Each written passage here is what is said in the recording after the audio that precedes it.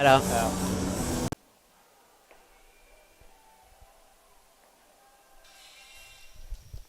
We are back at McCare Field here in Forest City, North Carolina. About an hour rain delay, but thankfully the rain is over for the moment, and we hope it stays that way. A.J. Myers, Adam Oppenheim. We're here at McCare Field.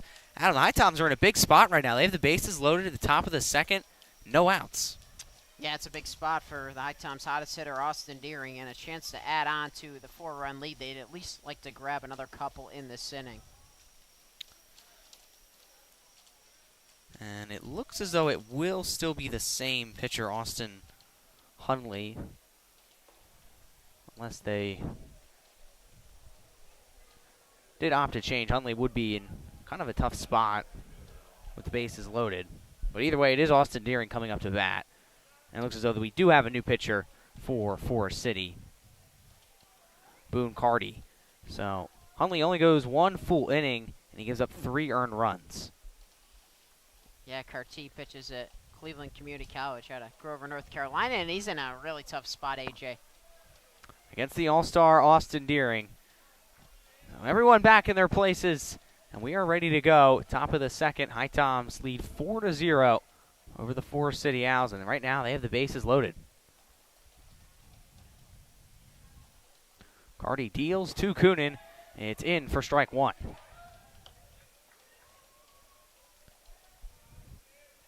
Nate Crispin's over at third. Kane Kepley is at second, while Rowan Watt finds himself at first.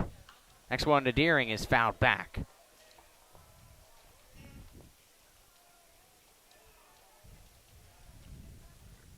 And I'm pretty sure for the HiToms, Scott Metzler is going to come back onto the mound. So a different approach by the Owls. It's an 0-2 from Carty. And again, it's fouled off by Austin Deering, this time way over the HiToms dugout.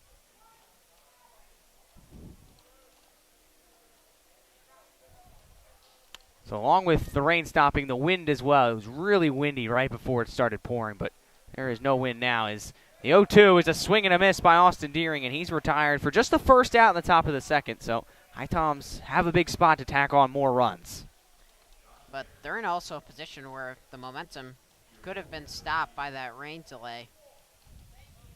And Boone Carty comes out to the mound, who throws a little bit of sidearm delivery, almost submarine. He's up against Josh Caron now. The sidearm delivery this time is in for a strike.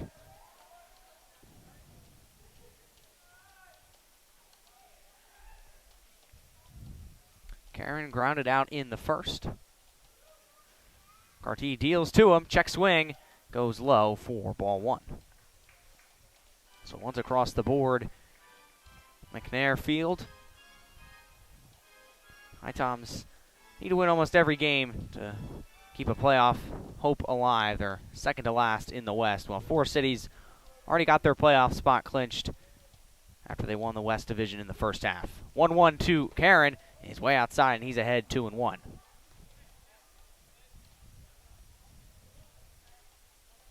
And Carty's pitched 10 to third this year and has allowed 8 earned runs. Carty's 2-1 to Caron. It goes low, and our home plate umpire says it was enough for a strike. Yeah, and he originally, I believe, was trying to ring up Josh Caron, thought it was strike 3. That was strike 2 on the inside corner. So it's 2-2 on Josh Caron. Carty's delivery is a swing and a miss, and this time Josh Caron is retired. So the HiToms are in a big risk of wasting this bases-loaded opportunity, and it brings Jack Spike to the plate. And I know the HiToms scored 4 runs, but this is a big-time momentum changer, and the Owls dug out going a little bit crazy after that strikeout to Caron. And it's a momentum changer in a game.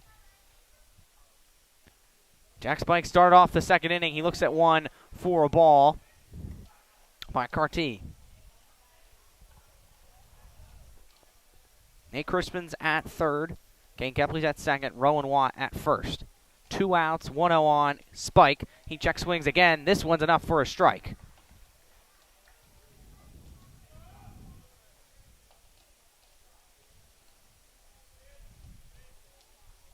Game that started at 7:05, then had an hour rain delay. 1-1 to Karen. Spike, rather, and this one is up in the air toward right field. Kelly is running onto it. It's in foul territory, and Wade Kelly is unable to collect it, so the count remains at 1-2 on Spike.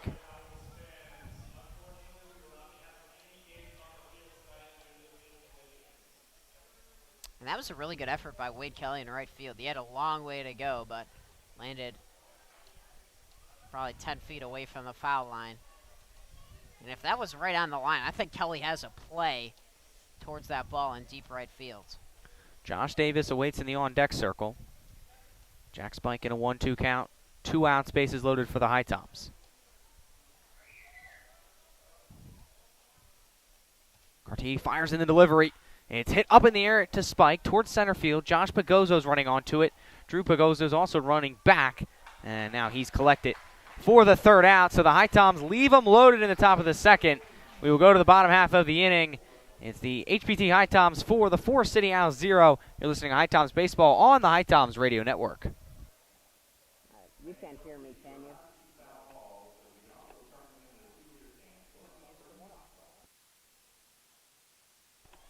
Test.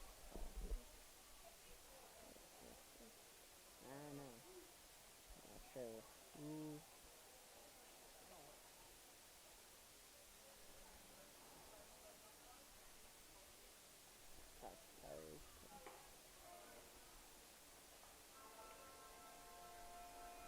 I'm not sure.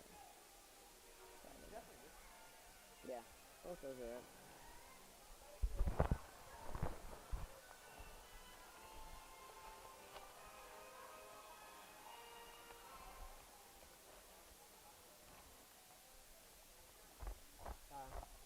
I think I got bailed out big time. That pitcher wasn't that good, but it was tough to read. His delivery.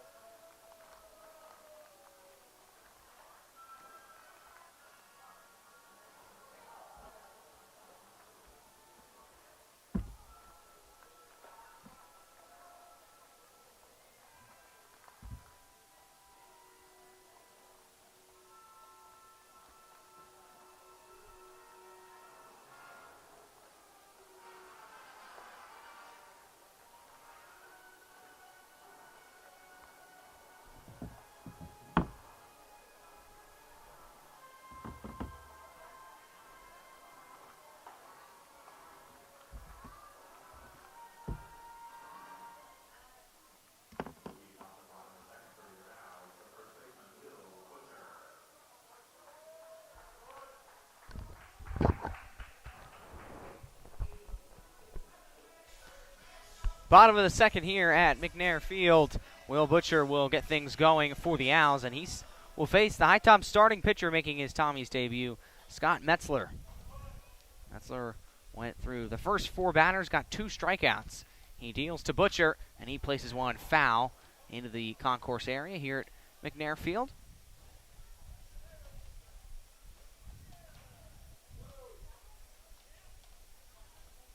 This is Butcher's first plate appearance. Came much later than I think anyone would have expected as he swings and misses on Metzler's next delivery.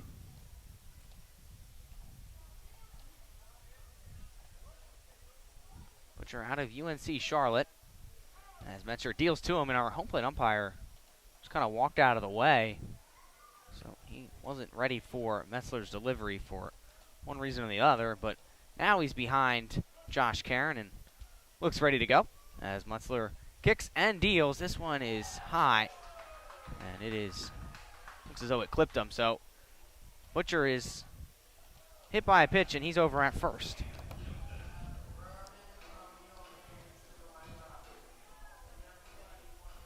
Brings up Sam Yelton for the Owls.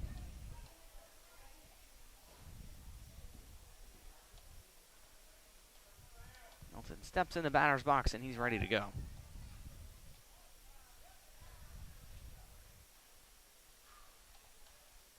Metzler from the belt. Swing and a miss by Yelton. A big hack there. Puts him behind the count 0-1. With Will Butcher over at first.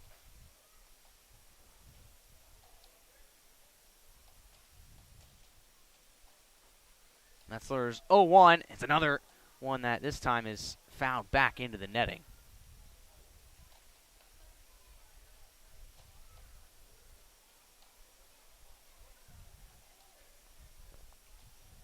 Scott Metzler ready to go for the next delivery. Doesn't take too much time between pitches.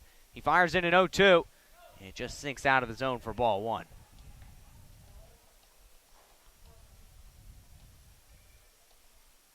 Acacia Wall waits on deck for the Owls. They have no outs, a man on first. Metzler deals again. This one is on the corner for ball two.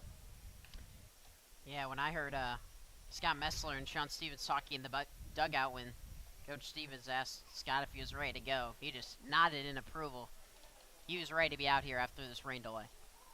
It's a 2-2 for him. It's hit on into right field. Rowan Watts looking at it. It's high in the air, and it is over the wall. It's a 2-run blast from Sam Yelton to make it a 4-2 game. And just like that, the Owls have cut into the deficit after the rain delay. It seemed like before the rain delay, the HiToms could break the game open. They were not able to capitalize, and the Owls hit a big-time home run by Sam Yelton. It's only Yelton's fourth blast of the year, but it's an important one to make it a 4-2 game. Now the catcher is up for the Owls, Acacia Wall. The HiToms give up their first runs. Wall's first one is fouled.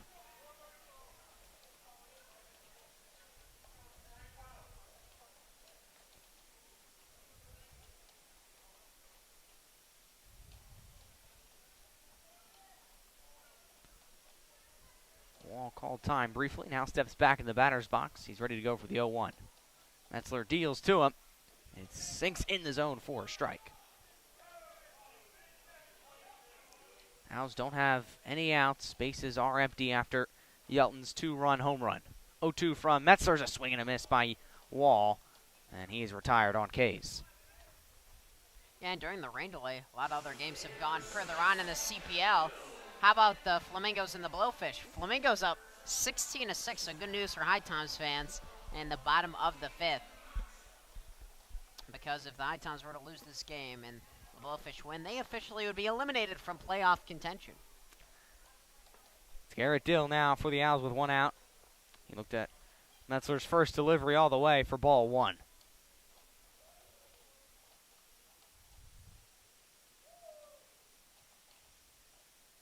Metzler gets on the same page with Karen, delivers the pitch. It's near the dirt for ball two.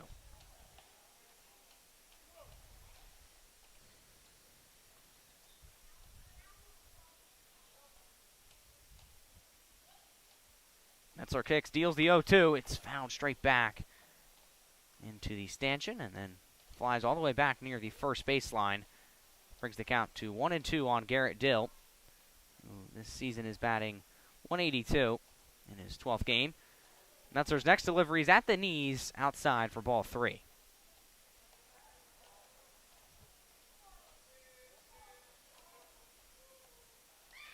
Metzler's 3-1 is a check swing by Wall and enough for ball four. So Dill's aboard at first base, and it brings up the 9-hole hitter, Clay Blackledge.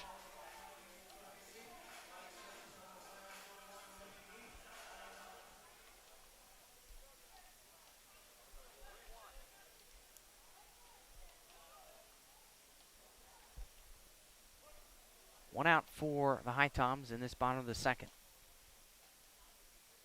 Metzler shrugs his shoulders, delivers from the belt. It is out of the zone for the first ball, and now Josh Caron's going to have a quick chat with his pitcher, who shook his head after that delivery. So him and Caron will look to get on the same page to face Clay Blackledge, who's ahead 1-0 in the count, one out. Garrett Dill is at first. It's a bottom of the second inning that began with a Will Butcher hit by pitch, and then Sam Yelton hit a home run out into right field. Acacia Wall then just struck out. Garrett Dill was just walked, and now Metzler is up against Clay Blackledge in a 1-0 count with one out.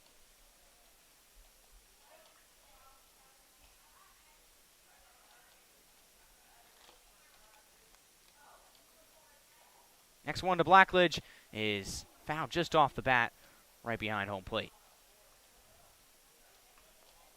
And these are important battles right now for Metzler, especially with Battle-Eck at the bottom of the lineup. The bottom three in the Owls lineup, all right around 200. One's across the board for Metzler. Fires it in. It's over on the outside. Josh Karen able to glove it. 2-1 on Clay Blackledge, whose average is at 205. It's a strong batting order for the Owls, and the top of the order in Wade Kelly awaits.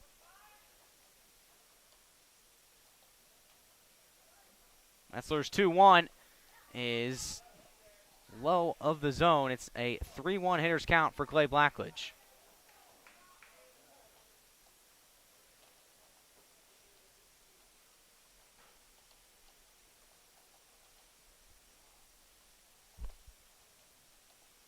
Metzler 3-1 is fouled into the netting. Count is now full. HiToms have a narrow 4-2 lead over the Owls. A lead that Forest City's been able to cut in this bottom of the second.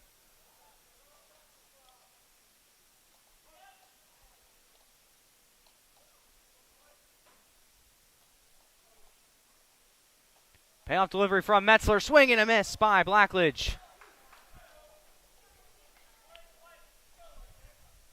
Rather, it was just foul tipped. I thought it was a swing and a miss, but full count will remain.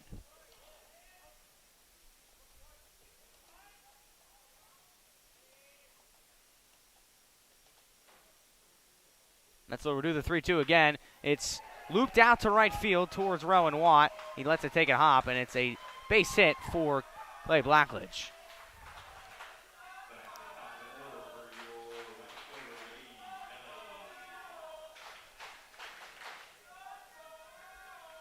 Brings up the top of the order in Wade Kelly.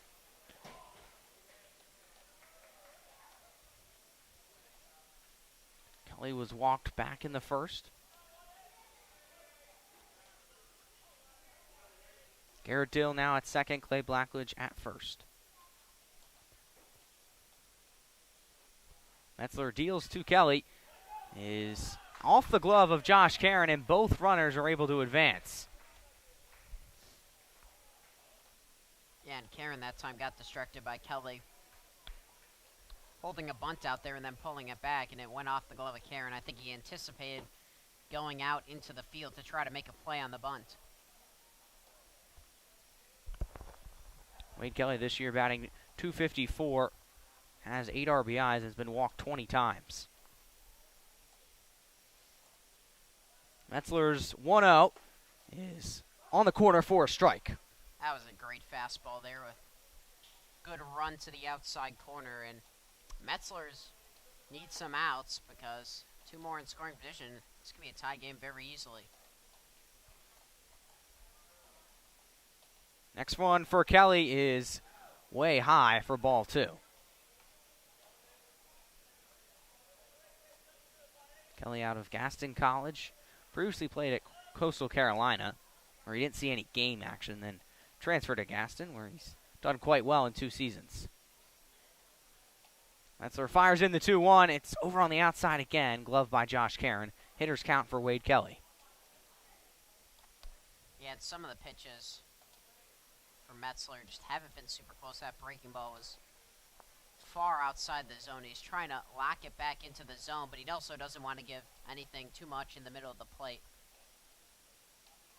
2 on for the Owls. The 3-1 from Metzler is in for a strike near the knees. It's a full count on Wade Kelly. Kelly tapped the bat, tapped home plate with his bat. Now ready to go for the 3-2. Metzler kicks and deals. It's high, and the bases are loaded for the Owls.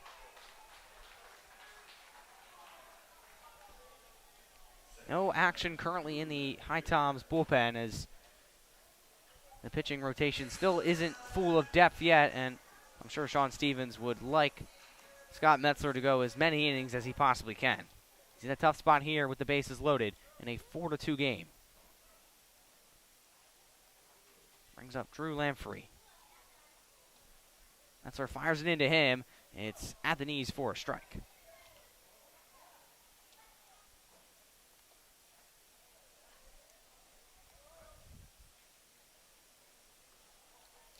Tommies do have an out, but the Owls have the bases full. Metzler's 0-1 is popped up in foul territory. By Lanfer, he got a base hit back in the first inning. Garrett Dill's at third. Clay Blackledge is over at second, while Wade Kelly occupies first base.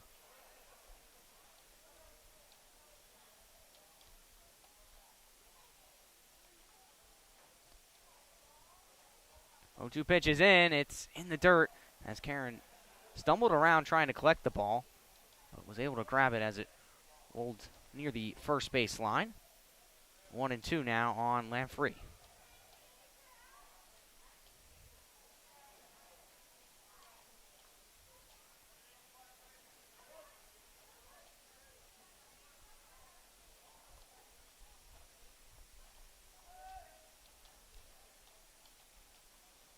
Two one is another one chopped in the dirt, and it skips all the way near the Owls dugout.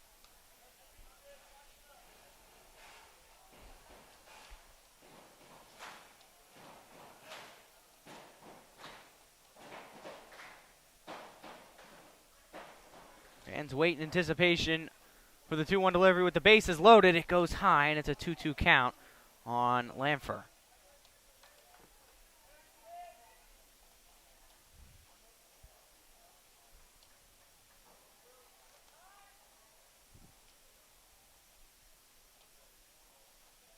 Metzler's 2-2 is popped up in foul territory over the grandstands.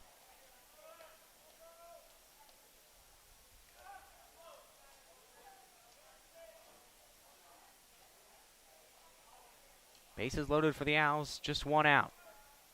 They trail 4-2 over the HiToms. Metzler deals. Another one is hit foul into the dirt and bounces towards the backstop. It's been a long at-bat for Lamprey.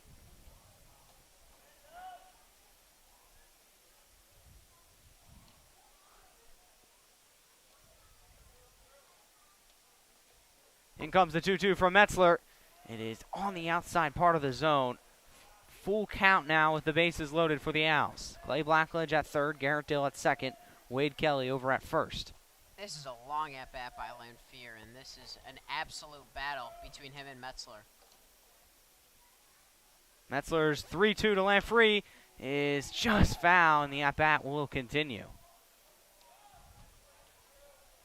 That was very close to going to the left side of the first base bag, but he was hooking clearly foul. But on a line, that ball was hit very hard.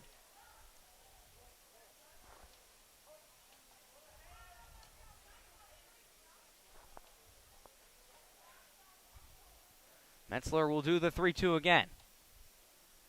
Hit on towards the second baseman. He will toss over to first. It's Jack Spike who gloves it. A run is able to score to make it a 4-3 game. And brings up Josh Pagozzo with now 2 outs and 2 in scoring position for the Owls.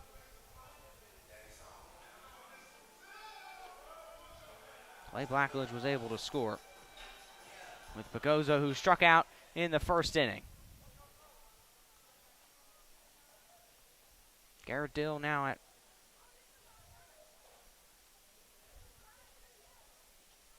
Metzler's first one to Pagozzo is on the outside.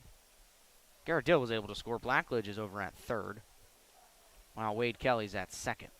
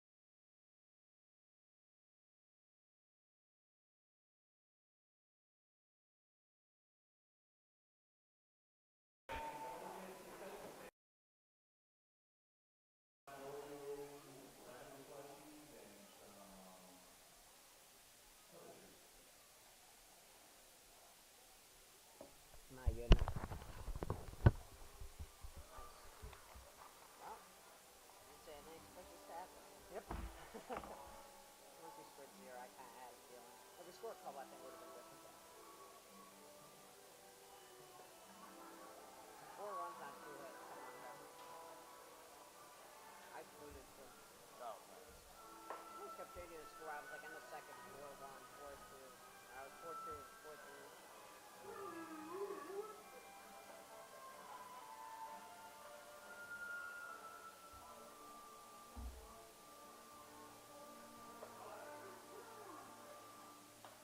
Wait, didn't we start at 9? That was like an hour and a half ago, wasn't it?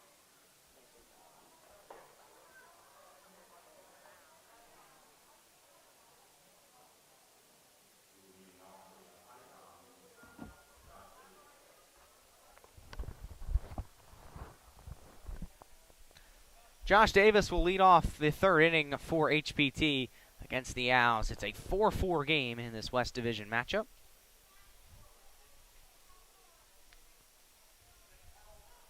Boone Carti remains on the bump for the Owls. He deals to Davis. Check swing from him is low for a ball.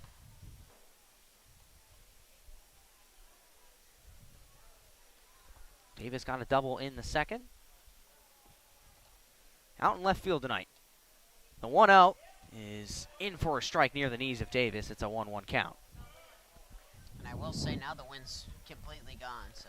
Quite a turn of events, as before the rain came, it was very, very windy. As the next one for Davis is over on the outside, gloved by Dill. Hitter's count for Josh. I'll say have fun with whatever county's getting that storm next. That was windy. Heavy wind preceded heavy rain as Josh Davis puts one just in foul territory on the third base line. There was also quite a bit of lightning and thunder.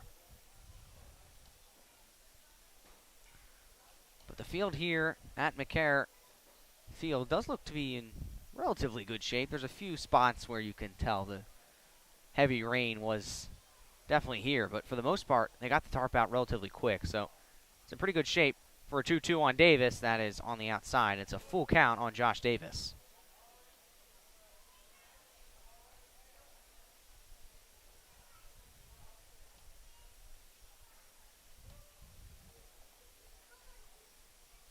Carter takes a deep breath, kicks, deals the 3-2. It is in the zone for a strike as Josh Davis tossed his bat back to the dugout in displeasure. And now brings up Andrew Fernandez to the plate. The HiToms have to get someone on base. The momentum's all with the Owls after they shut down the HiToms. Bases slowed, no outs after the rain delay.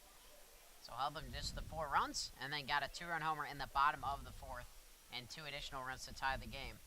Andrew Fernandez started the scoring in the second with an RBI single.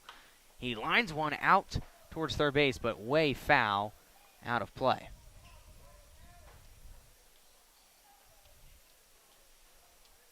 Garrett Fisher awaits Fernandez in the on-deck circle. Carter gets the sign from Dill and deals the 0-1. That Fernandez pops up. Makasia Dill is running out of his position, but it's bounced into the grandstand area for now an 0-2 count on Andrew Fernandez.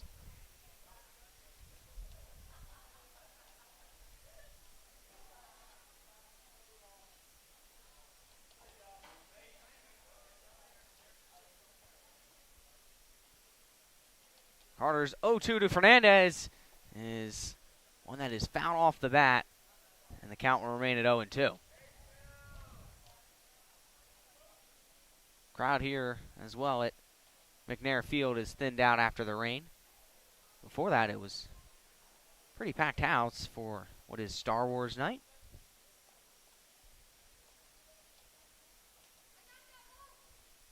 Carter does the 0-2 again. It's way on the outside, and it's a 1-2 count on Andrew Fernandez. One out for the HiToms. No one on base. In a 4-4 game. Carter's 1-2 is fouled straight back by Fernandez. Andrew this season batting .257. Went 2 for 3 yesterday against the Zookeepers, was walked twice. He's got 3 extra base hits on the year. The 1-2 is chopped foul towards first base. And gloved by HiToms first base coach Mason Biddix.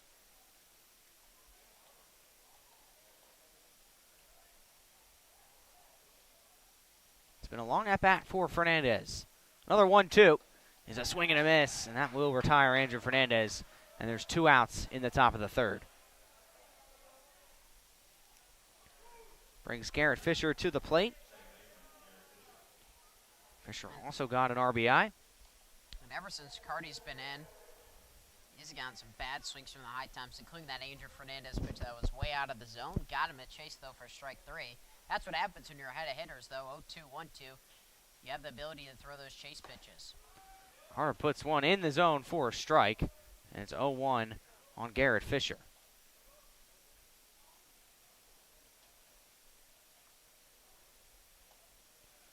Oh-1 is low for a ball. 1-1 for Fisher out of Northern Colorado.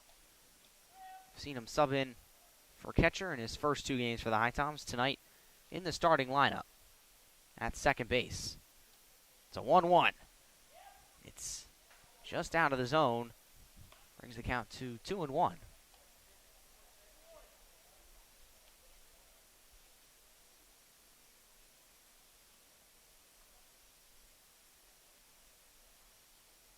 Cardi leaned forward for the sign. Now delivers the 2-1. It's chopped towards the second baseman, and he tosses over to first, and it's a throw that is in time to end the top of the third. HiToms go 1-2-3. The Owls bats will be back up in the bottom half of the inning. You're listening to HiToms Baseball on the HiToms Radio Network.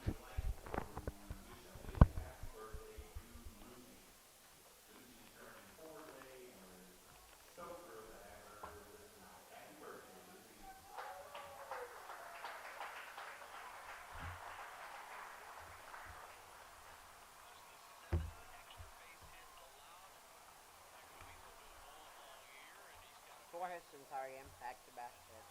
No walk, and then a double. Oh, get him. Justin come on now. Best JT in Boston, bro. Hadn't scored the entire game.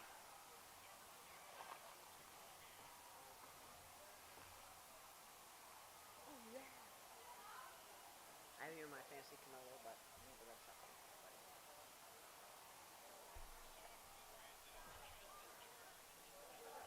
Of course it's Shake T, bro. Plus 38.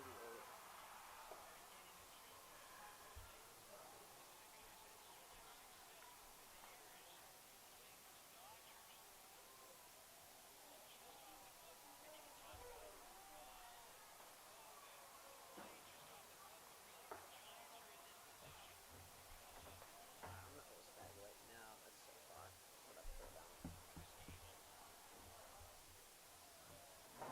Seems gonna last so long. Obviously, you got your last 3 innings are gonna be tough. Because I don't know if I'm gonna be able to say a word. What's that? I don't know if I'm gonna be able to say a word for the last 3 innings. Your last 3 innings are gonna be tough.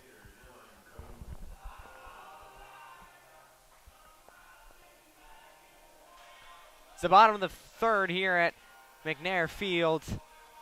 In a 4-4 ball game, Dylan Kuntz will start it off for the Owls as Scotty Metzler still remains on the bump for the Tommies, making his HiToms debut tonight.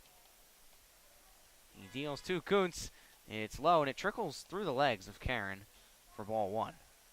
Kuntz has been a fixture for the Owls this year. He's playing his 34th game, batting .313. Metzler's 1-0 is popped up in the air. Metzler points at it. Josh Caron's looking at it. So too is Nate Crispin, and he's the one who's able to glove it. It was a ball that was well into the air, drifting towards third base, and that's right where Nate Crispin is. He had to take a few steps in foul territory, and he gloves it for the first out.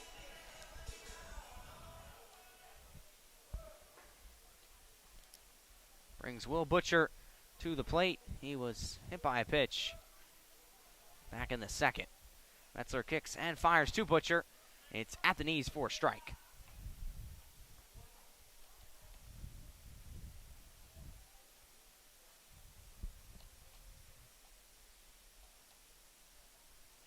Oh, 1 is a high check swing. We go over to first base, and it's deemed that Butcher went around for strike 2.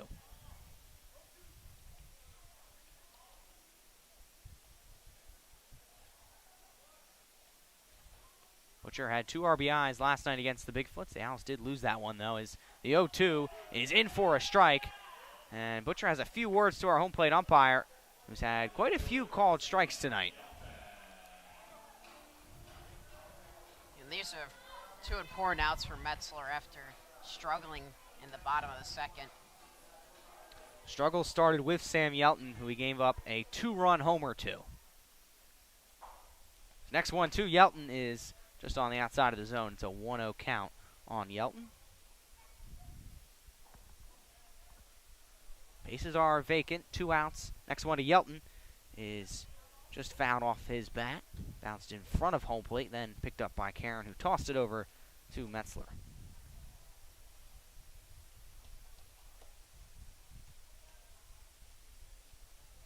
One now for Yelton. Is again over on the outside of the zone. It's a 2-1 count. The catcher, Micajah Wall, waits in the on-deck circle. Yelton, next one is a swing and a miss, and it's a 2-2 count on him with 2 outs, no one on.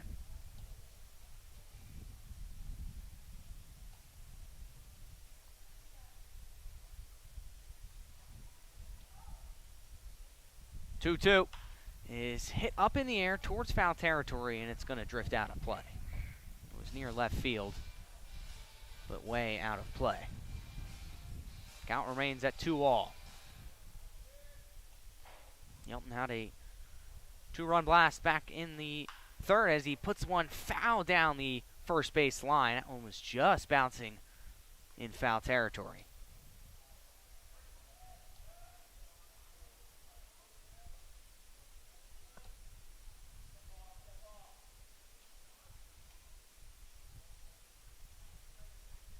Some good communication there from Sean Stevens, who told Metzler to step off. That's because Rowan Watt in the outfield wasn't really in his position as Yelton fouls another one off near left field.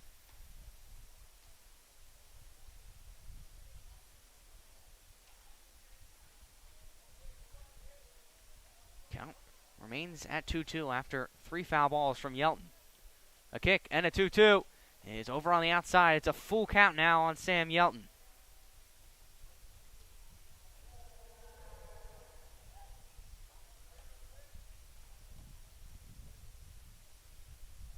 Payoff pitch is blasted in foul territory again. This one was on the ground near the Owls' dugout.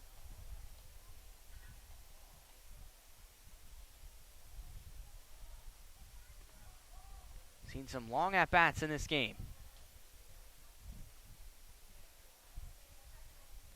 3-2 again is a ball that is high, and Sam Yelton's aboard at first base on walk. I will say Metzler's pitch count could get up there fairly quickly with the at-bats that Forest City is having right now. He'll go up against the catcher, Micajah Wall.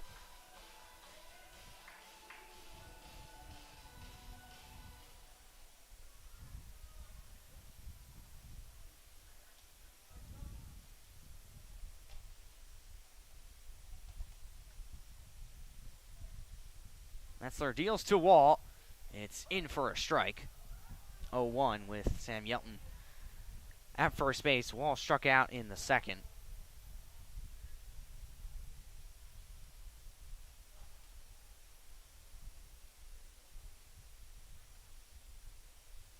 Metzler's 0-1 to Walt. It sinks in the dirt. It gets away from Josh Karen, and Sam Yelton can comfortably cruise over to second. He does slide on one knee, but he was getting there with ease.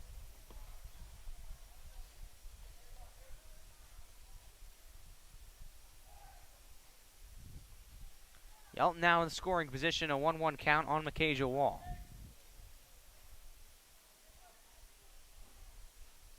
Metzler deals. It goes high. Wall had to get out of the way. And Yelton remains at second. Wall in the batter's box stands at 6-6.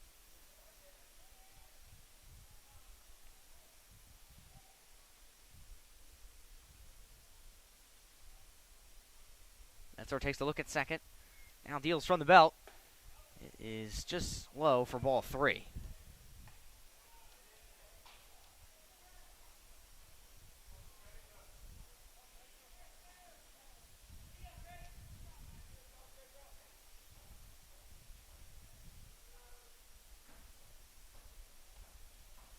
Metzler's 3-1 is in for a strike. Micajah Wall thought he was walking. He was just about ready to toss his bat to the Owls dugout, and he was a few steps into the grass down the first base line as our home plate umpire yelled strike. Full count on Wall with Sam Yelton at second.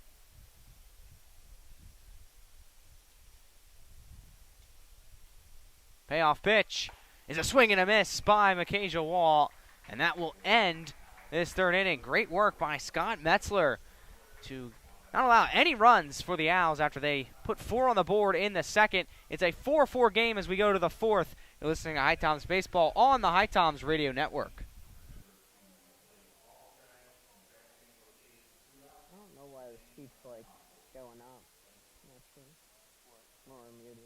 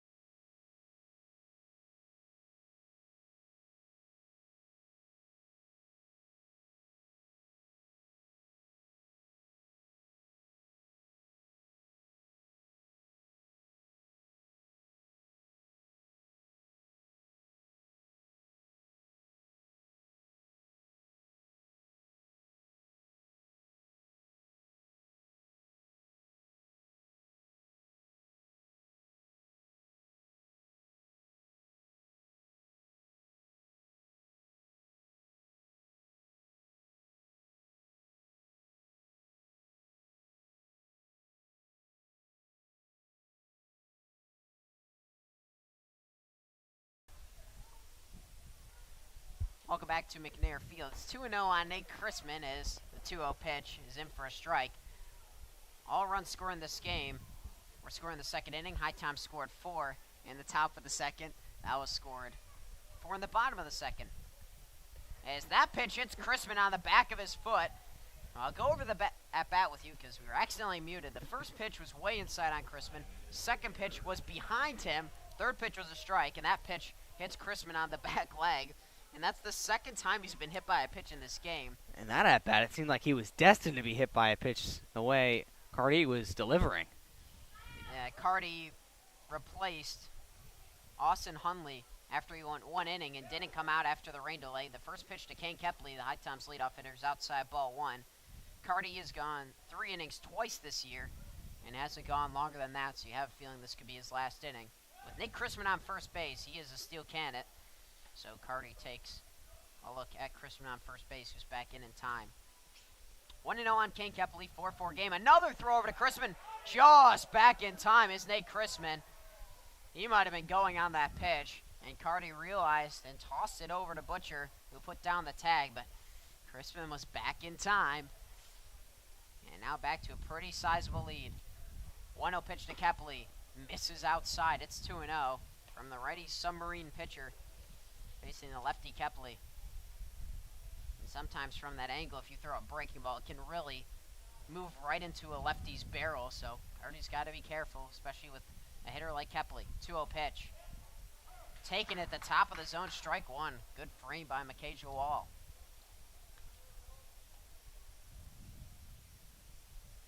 2-1 on King Kepley. No outs. About an hour and a half rain delay during the top of the second. Next pitch misses away from the plate again. It's 3-1 on Kepley. And the HiToms had the bases loaded, no outs. And then it was 2 strikeouts and a fly out to the second baseman, Lamphere. The Owls proceed to have a 2-run homer and score 2 more in the bottom of the second to tie the game. And the 3-1 pitch to Kepley misses outside a little bit of the plate again. And the HiToms have first and second with no outs, and it brings up Rowan Watt. Kepley's reached twice, including a 2 RBI double back in the second. Watt, who's now up, has reached twice, including a single.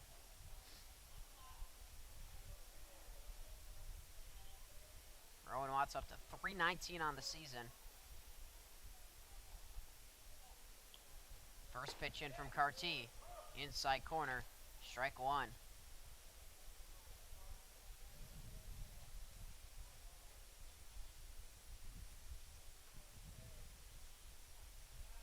The 0-1 pitch. Instead, Carty steps off and fakes towards Chrisman at second base. Kepley's at first, Chrisman on second. You wonder if this is a double steal scenario for the HiToms. Carty looks back at second, fires the pitch to Watt. It's a slider that misses outside. It's 1-1. It's definitely 2 of the HiToms' best base runners currently on base, and I think if you're the HiToms, you kind of like the way the lineup folds that way with Chrisman at the bottom of the order and then Kepley at the top. 1-1 pitch to Watt. That's driven deep out into right center field. Wade Kelly is giving chase. He settles under it and he makes the catch. Tagging to go to third is Nate Chrisman. The throw to third, not in time. Oh, what a terrific throw from Wade Kelly in the outfield on one hop to Garrett Dill. But Chrisman just beats the tag, and the HiToms have runners on the corners with 1 out. Kelly lined it up in time on a ball that was knocked down a little bit by the winds and didn't go as far as I thought it would go. So it's a fly out to the right fielder, Wade Kelly. Chrisman tags from second and goes to third. Kepley's on first base, and no reason to try to tag him on this play. As now they're going to toss back to second base and check if Chrisman left early. He did not, as Carty threw it over to Badalak, covering the bag. But Chrisman left in time, says one of our 2 field umpires. And it's Austin Deering up. Runners on the corners. Kepley's on first base. A lot of stolen bags on the year. Not stealing on this pitch, though. And a fastball misses outside the zone on the lefty Deering. Ball 1. With 1 out in the top of the 4th. HiToms looking to regain the lead. Now Kepley has a very sizable lead at first base. The next 1-0 pitch, it's hit on the ground to Badalak. It's short. Flips over to second for 1. On to first. It's a double play. 6-4-3. And the HiToms hit into a double play. And the Owls get out of the inning. Boone Carty gets a ground ball to Clay Badalak, the shortstop, who tosses over to Lamphere on to Butcher at first base. And the HiToms are not able to score in the inning. 4-4 as we head to the bottom of the 4th from McNair Fields. You're watching HiToms Baseball on the HiToms Radio Network. I knew it. Didn't I say I was not going to? They don't hear it from you. There's a mic. Yeah, I don't know how they would. For the Lamphere on to Butcher at first for in the inning. 4-4 as we head to hit this pause.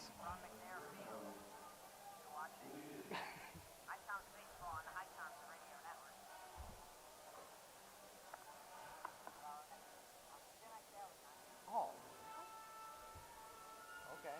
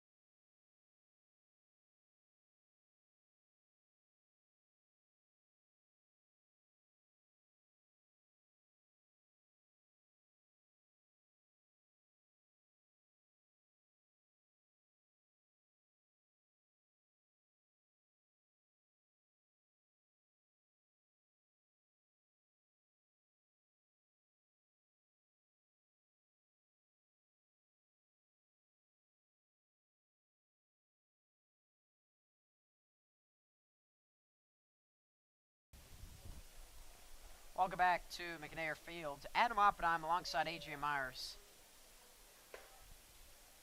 here in Forest City, North Carolina. And that first pitch is a strike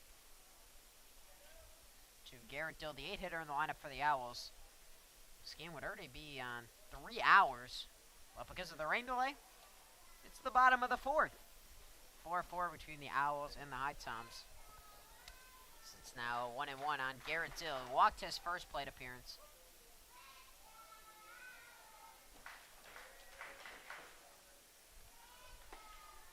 1-1 pitch is on the outside corner for a strike.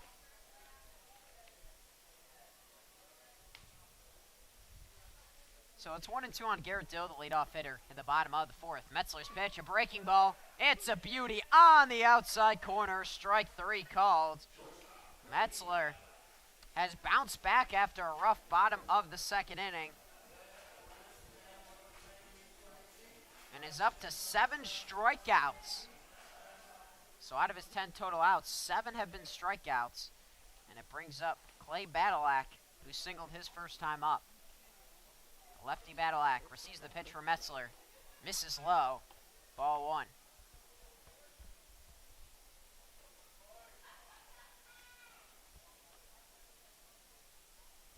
Metzler's 1-0 pitch. Lined, and it's going to get all the way into right center field. Badalak is rounding first base as it's picked up by Deering in center field, and he'll hold there. A line drive that had no chance to be caught by the second baseman, Garrett Fisher. Looked like it could have split the HiToms outfielders, but Deering gets to it in time and holds Badalak. That's 2 singles for Clay Badalak. Wade Kelly is now up at the top of Forest City's lineup. 2 walks so far. Metzler delivers the first pitch right by Kelly, strike 1.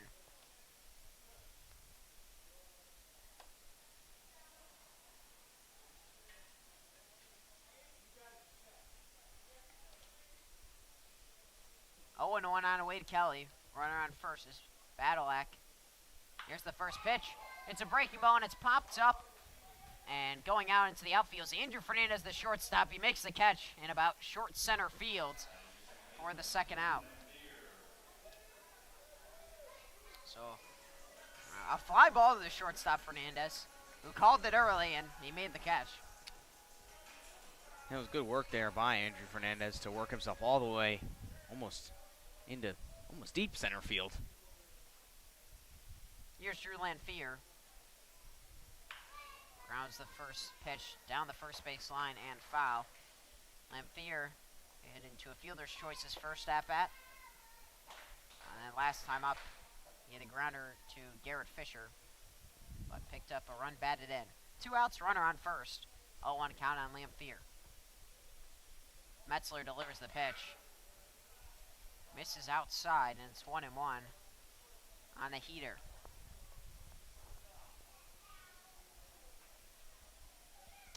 Scoring is slowed down quite a bit after each team scoring 4 runs in their half of the second inning. The 1-1 pitch misses in the dirt. Josh Karen able to keep it in front of him. So the count is now 2-1. Still 2 outs in the bottom of the 4th.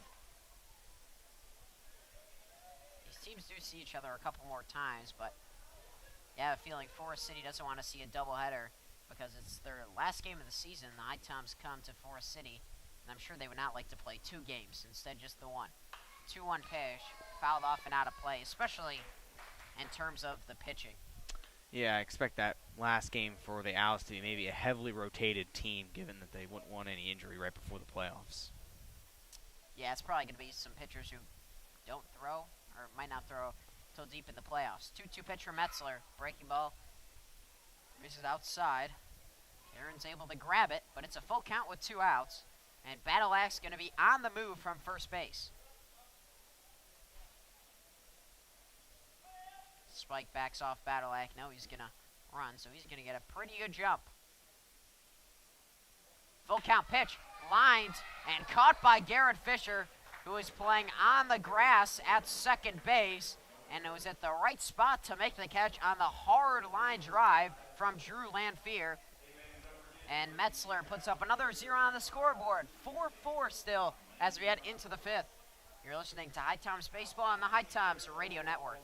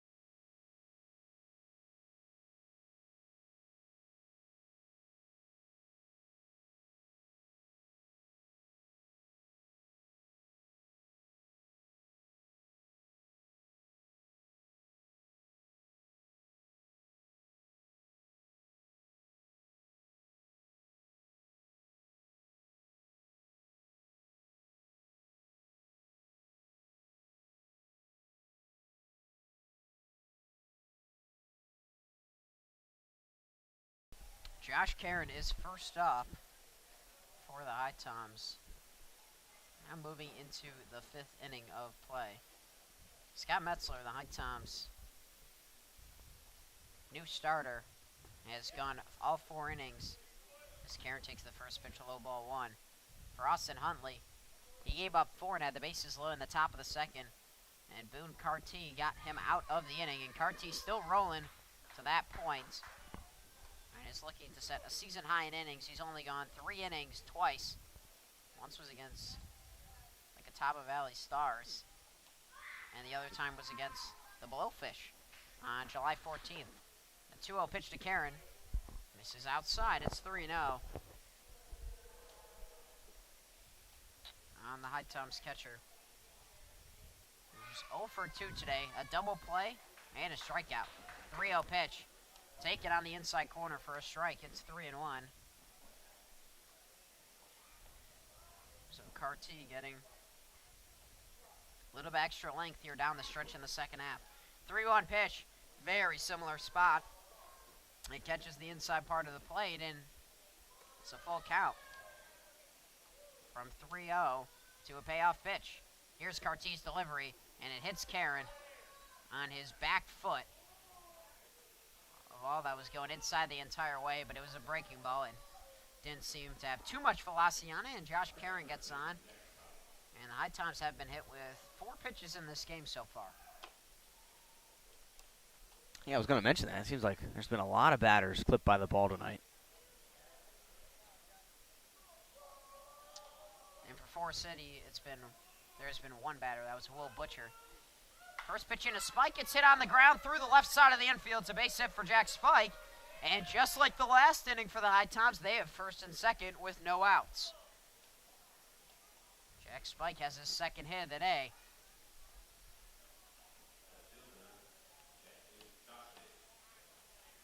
Nate Chrisman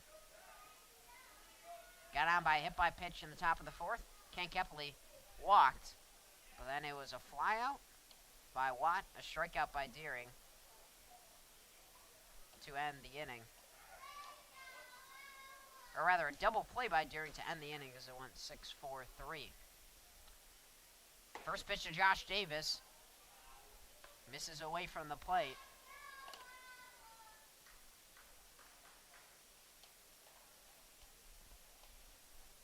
1-0 on Davis. Here's the pitch. It's fouled off behind home plate. With Josh Karen on second base, Jack Spike on first. Karen got hit by a pitch. Also would have been walked with the 4th ball. And Jack Spike singled into left field on the ground. Will Butcher in on the grass at first base. That ball is lined into left field. That's going to get down for a base hit. It's going to go all the way to the wall. Karen comes in to score. Spike's going to be stopped at third. An RBI double by Josh Davis has put the HiToms on top. It's 5-4. Big at-bat from Josh Davis with 2 on base. He takes full advantage of the opportunity and puts the HiToms back in front. He put a really good swing on that ball, and Sam Yelton was not going to be able to stop that before it went to the 25-foot wall that Forest City has on left field. Well, it's only 3:14 down that line. And it's 3:37 to the right field foul pole. Brings up Andrew Fernandez, takes the first pitch high and inside, ball 1. The HiToms have scored here in the top of the 5th. The first run's not scored in the second inning, as each team scored 4 in that inning. Second and third for the HiToms, no outs. 1-0 pitch. It's skied into left field. Sam Yelton is under it. He makes the catch. Spike will tag and easily score standing up. And the HiToms tack on an insurance run. It's 6-4. A sac fly from Andrew Fernandez to left field gets the job done, as Josh Davis remains at second base with 1 out. And Adam, we've seen some strong hitting from the bottom of the HiToms order tonight. We really have, and that includes Garrett Fisher, who's up now, who's 1 for 2 with a base hit in his first at-bat.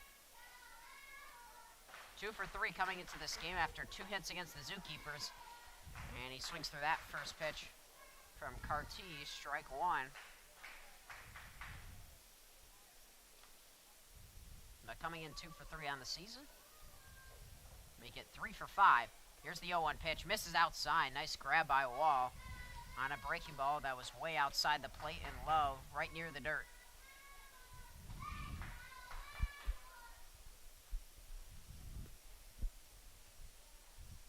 One and one on Garrett Fisher, the newcomer on Northern Colorado. 1-1 pitch. Fouled off behind home plate, and it's 1-2 with 1 out. HiToms started this inning with a hit by pitch by Josh Karen, a single by Jack Spike, then an RBI double by Josh Davis. And following him, Andrew Fernandez brought Spike in on a sacrifice fly to left. The 1-2 pitch is a swing and a miss from Garrett Fisher. He strikes out swinging way ahead of the breaking ball for the second out.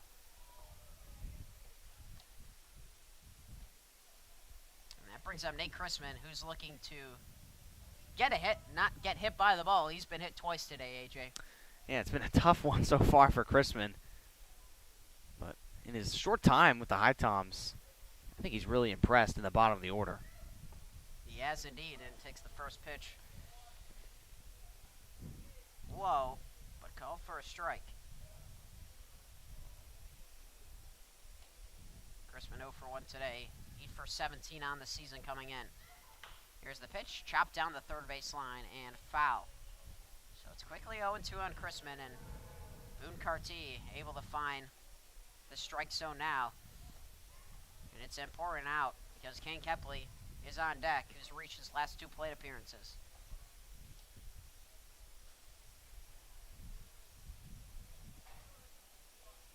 Carty takes a look at Davis. 0-2 pitch to Chrisman. Takes it outside, ball 1. Lead off speed pitch.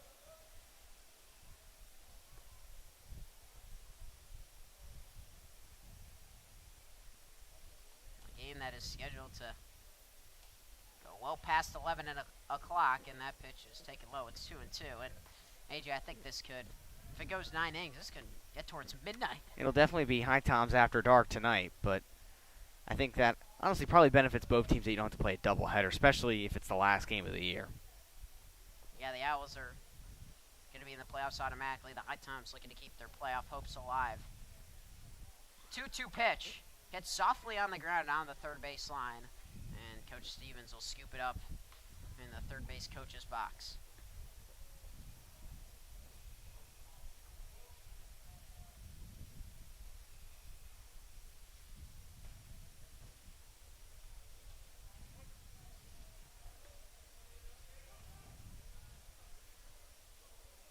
Two and two on Chrisman, 2 outs, runner on second. Breaking ball is hit deep into left field. Sam Yelton is under it, and he makes the catch. A ball that was hit hard on a hanger from Carty, but Chrisman not able to hit it over to the head of Sam Yelton. But the HiToms score 2 runs. An RBI double by Josh Davis and a sacrifice fly from Andrew Fernandez. HiToms back on top. It's 6-4 as we head into the bottom of the 5th. You're listening to HiToms Baseball on the HiToms Radio Network.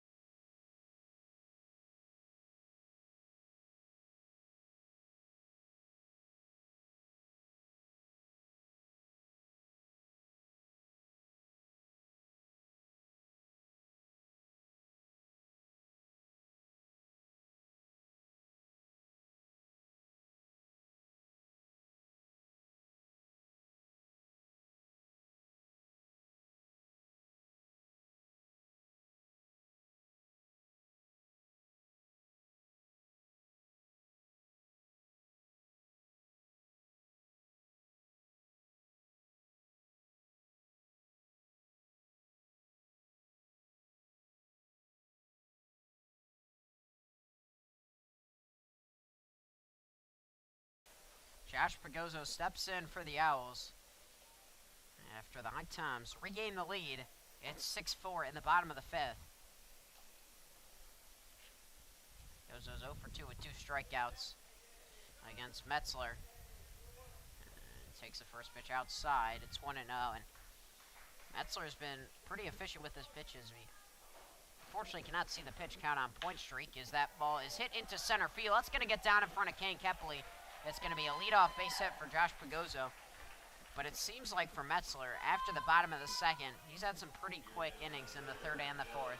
Yeah, he's bounced back really well after giving up the 4 runs in the 2nd. And not always easy for a pitcher after you give up a home run and then 2 more trickle in. And I think Metzler's done really well, especially in his debut for the HiToms. In steps Dylan Coons, who's tied for 2nd in the Coastal Plain League in home runs with 10. Only trails John Boy Rittenhouse as that first pitch hits Coons. I believe that hit him on the elbow. Yeah, it looks as though that's where he got clipped, and a bit of discomfort. seems like the HiToms have some action in their bullpen. And the trainer will check on Kuntz, but he'll walk slowly to first base, and I think he's going to stay in this game. But also, I mean, they already won the first half, so you don't want to risk anything too much.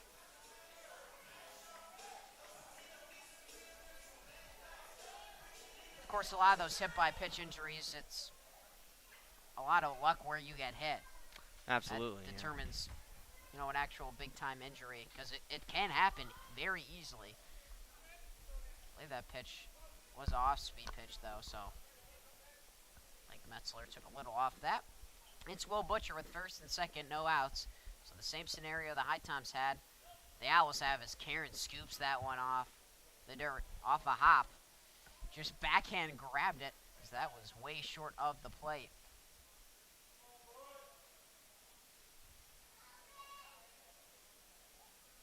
Butcher's 0 for 1, reached on a hit-by-pitch. Metzler takes a look at second. The 1-0 pitch. It's popped up on the infield. Josh Karen will call for it behind the plate. He makes the catch. Just in foul territory, right next to the left-handed batter's box for the first out. So an important out for Metzler.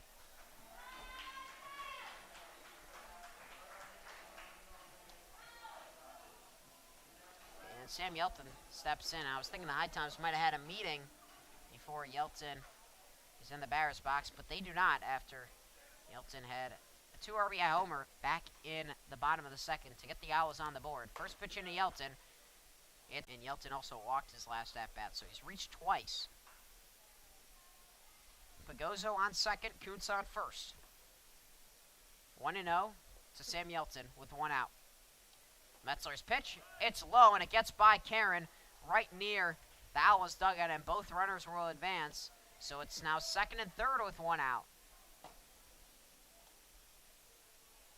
Karen's had a lot of action behind the plate, but that one he couldn't corral. So it's a big advancement for Forest City.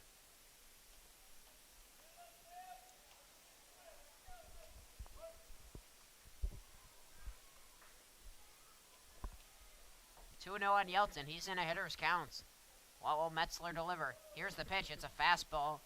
It's well inside. And the count has run to 3-0 with first base open. And McKay Jawal, who struck out twice against Metzler, on deck. Scott Metzler kicks the leg, the 3-0 pitch. Taken for a strike. On the upper part of the strike zone. On a fastball, and now trying to work back into the count, but Yelton still ahead. It's 3-1. The 3-1 pitch to Yelton, fouled off to the left side. So a big full count pitch with 1 out. In the bottom of the 5th, after the HiToms regaining the lead, scoring 2, Metzler looking to close the door and get the HiToms bats back up. Full count on Yelton with 1 out. Here's the full count pitch, driven deep into center field. Kepley's running onto it near the left center gap. It's going to get down. It's going to bring in 1. Kuntz is going to be waved around. The throw goes to second. A 2 RBI double by Sam Yelton. He's knocked in 4 on the game and tied the game at 6 here in the 5th. It's a game that is well and truly on the seesaw now between the HiToms and Owls. HiToms score 4, Owls answer, they score 4. HiToms score 2, and then the Owls answer, they score 2. Yeah, and I'm surprised they let him stay in for Yelton, as now manager Sean Stevens comes out, and Scott Metzler's debut is done with the HiToms. It was an eventful day. He pitched pretty well, but unfortunately leaves with the game tied at 6 as the HiToms turn to the bullpen. 6-6 as we're at the bottom of the 5th, runner on second, 1 out for the Owls. You're listening to HiToms Baseball on the HiToms Radio Network.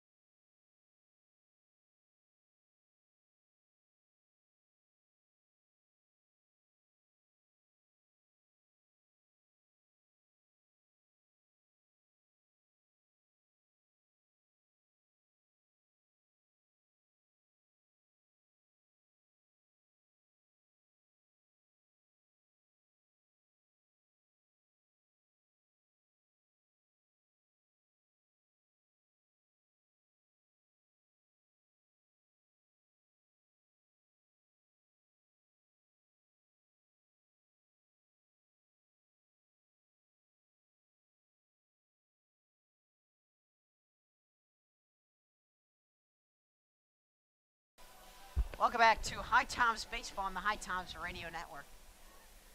Jacob Malazzoni is the new pitcher in for the HiToms.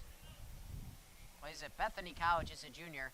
In his most recent season, he had 20 appearances, 3-2 record, with a 6.25 ERA, and his first pitch in the wall is a strike. A sidearm delivery. And that's part of why he has 32 strikeouts in 36 innings this most recent year. This will be his HiToms debut. The 0-1 pitch to Micajah Wall. It's in the dirt, ball one.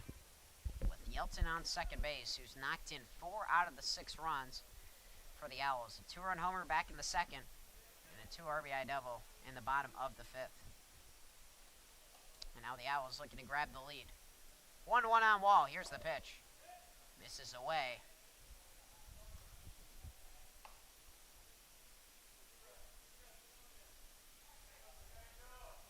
Malazzoni looked to throw slider that swept across the plate, and that's so deadly from a sidearm delivery, especially on a right-handed batter. But Micajah Wall lines the first pitch into center field. It will fall in front of Austin Deering. It will be a base hit, but it was hit so hard that Sam Yelton had to be held at third base, and also had to make sure it got down on the grass, and it's runners on the corners with 1 out.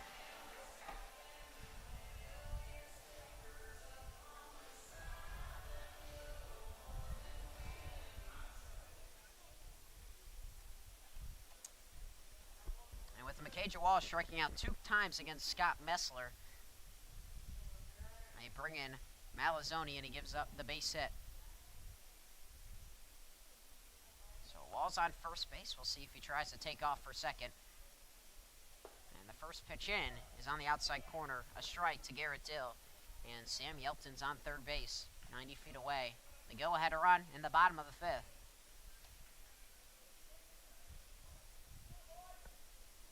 0-1 on Garrett Dill.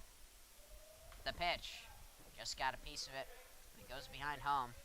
This game has followed a similar pattern. No scoring by either team in the first, third, or fourth. 4 runs for each team in the second. And so far, 2 runs for each team in the 5th. And we're at 6-6. HiToms out hitting the Owls 7-6 in just 1 error, which was credited to the Owls. 0-2 pitch. Misses away, and Karen slides its pads over to get it. Malazzoni could really use a strikeout here on Garrett Dill, who's walked and struck out.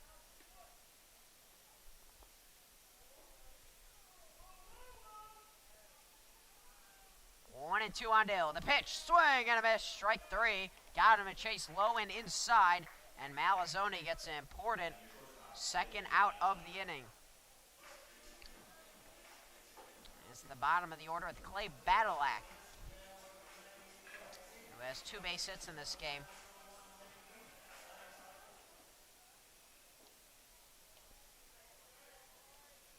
And came in hitting right around 200, so that's got to feel good for Badalak. First pitch in is fouled off behind home plate into the netting. 0-1 with 2 outs, runners on the corners, in a 6-6 game in the bottom of the 5th. Badalak last had a 2-hit game on June 13th, where he had 3 hits, in fact. Started off the season red hot and has cooled off in the middle to later in the season. 0-1 on Clay Badalak. The pitch fouled off into the netting and up on top of the netting and then onto the roof and then back down onto the field. It's interesting how the net goes straight up and then diagonal to nearly attach to the roof. So that diagonal gives it a little more speed to go up on top of the roof above us. 0-2 on Badalak. Jacob Malazzoni's pitch. It's popped up in foul territory. It's Nate Chrisman going out. Andrew Fernandez coming in, and it falls in fair territory. 1 run's going to score. Fernandez puts his hands up.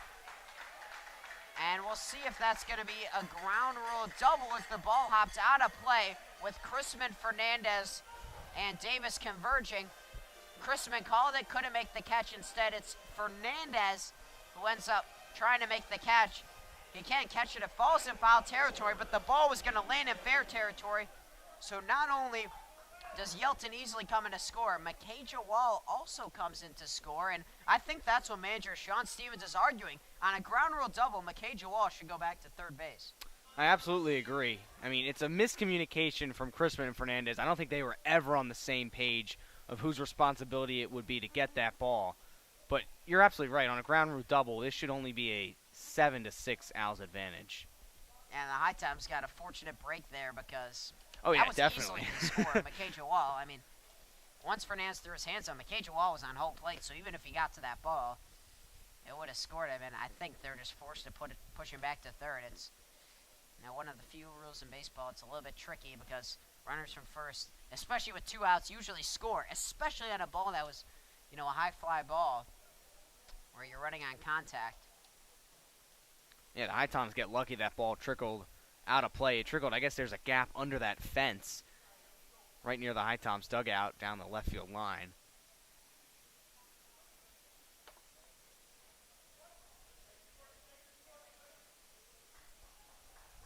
And they're going to say that McKay Jawal scored because I guess maybe it wasn't just directly hopping. Nope, they're going to bring McKay Jawal back out of the dugout. Never mind. I was like, how could you not say that's a ground rule double? It's just, no matter what happens, it could accidentally hit off your foot. It's just, the rules of ground rule double. I mean, you could be sitting in the dugout for 10 minutes. If it's the same play and it goes over the wall, it's a ground rule double. Of course, unless it's something intentional. But it's runners on second and third after the Owls have taken the lead at 7-6 after a 3-run bottom of the fifth. And the first pitch is taken outside for Wade Kelly. I'm also interested what that's going to be ruled. It's ruled a double by Clay Badalak. Can't say I disagree as he has a 3-hit game. Scoring a bunt and pulling back is Wade Kelly. And it's 2-0 from Jacob Malazzoni in his first appearance for the HiToms on the season. HPT in a battle in Forest City, 7-6. Here's the 2-0 pitch. Got a piece of it and fouled it back. It's 2-1.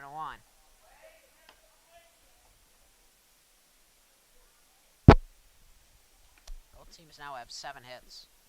That's also a play usually the left fielder makes, but Josh Davis not super experienced down left field and didn't want to call off Chrisman and Fernandez, the infielders, who have very experienced there, at least this summer.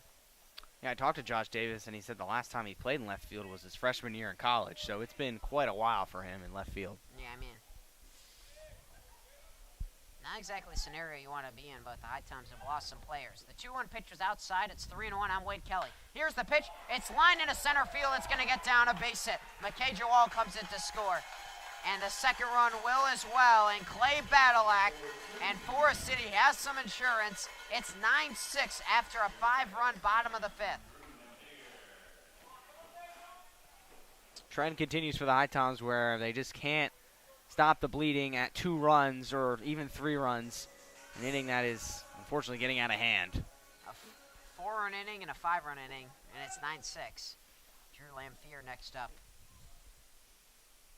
Kelly almost fakes the takeoff for second. Karen drops the ball, and now taking off for second is Wade Kelly, who was trying to distract Malazzoni, and instead, Karen was staring at Kelly so much off the bag that he was trying to throw to first for a back pick, lost the ball, and Kelly was so far off the bag he easily went into scoring position. So runner on second, 0-1 count with 2 outs. The 0-1 pitch. It's a strike down the outside corner. It's 0-2.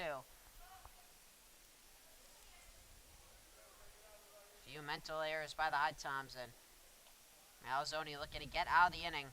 0-2 on Drew Lamphere. Takes a look at Kelly on second, delivers the pitch. Outside and low, it's 1-2.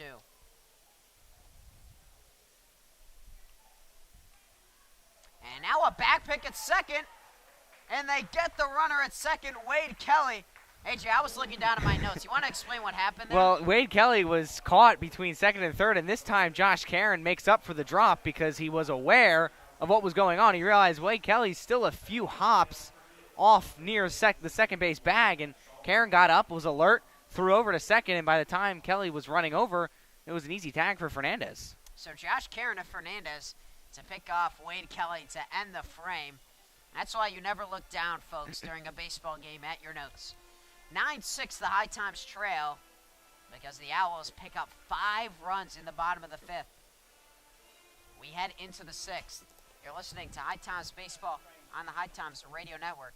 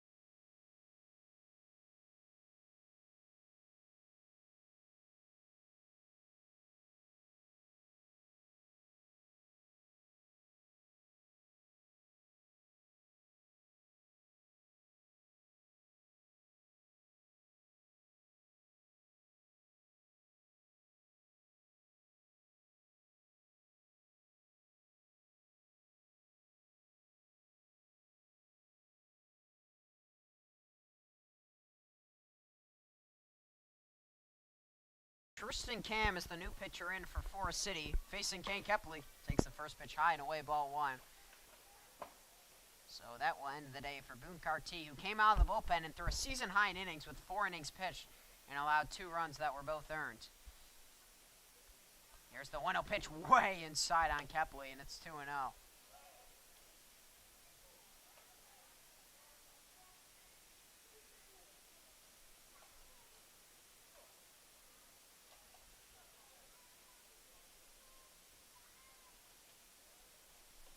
Here's the pitch.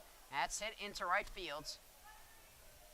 Under it is Wade Kelly, and he makes the catch. Sounded loud off the bat, but got under it a little bit to King Kepley, and it's a fly out to right to begin the top of the 6th.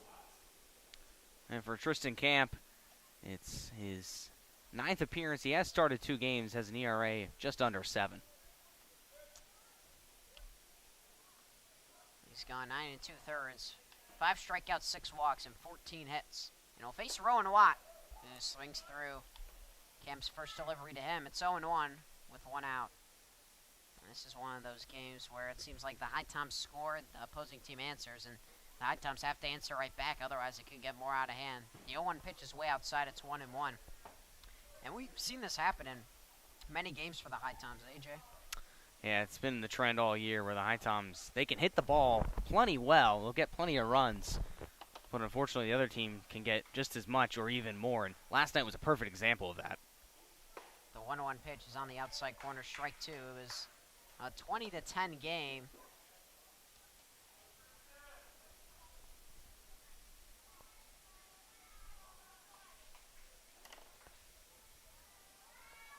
And as the 1-2 pitch into Watt is fouled back.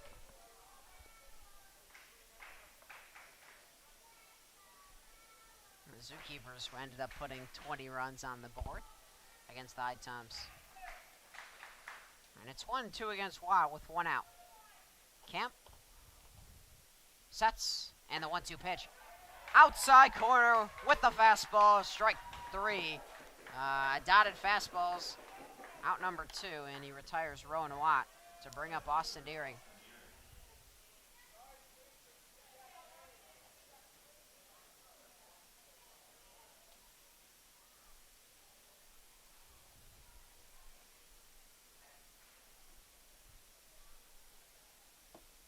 First pitch to Austin Deering from Camp. Inside corner, strike 1.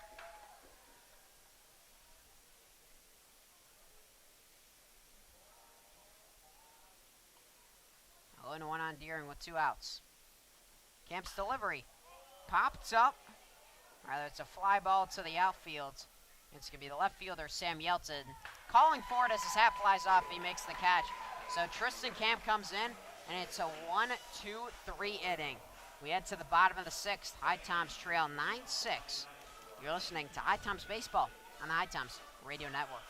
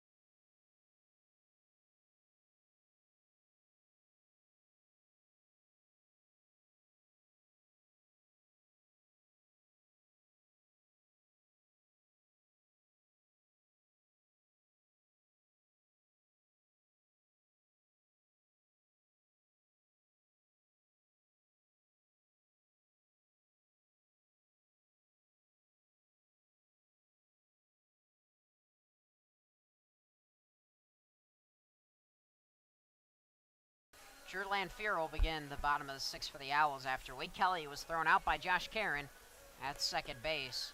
So Lanphier steps back in. Face Jacob Malazzoni again. 6'2" right-handed pitcher. First pitch. High and away, ball 1. HiToms now trail in the runs department 9-6 and the hits department 8-7.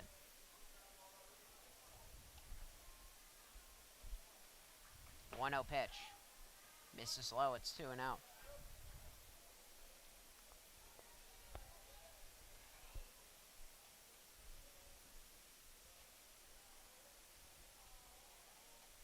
Two-0 pitch. Misses away. It's now 3-0.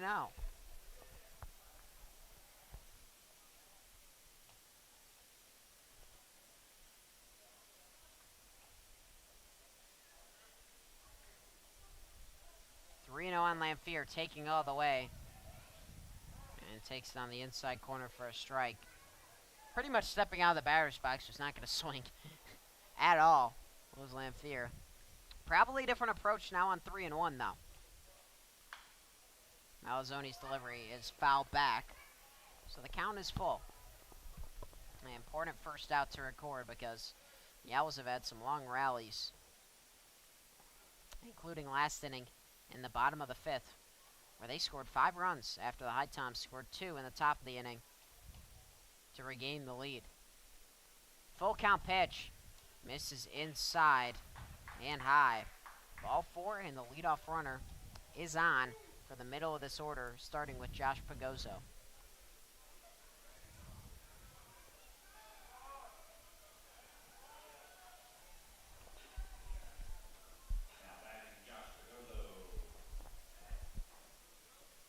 Pagozzo's 1 for 3 with a single his last time up. Lanphier on first base with no outs. First pitch in, outside, ball 1.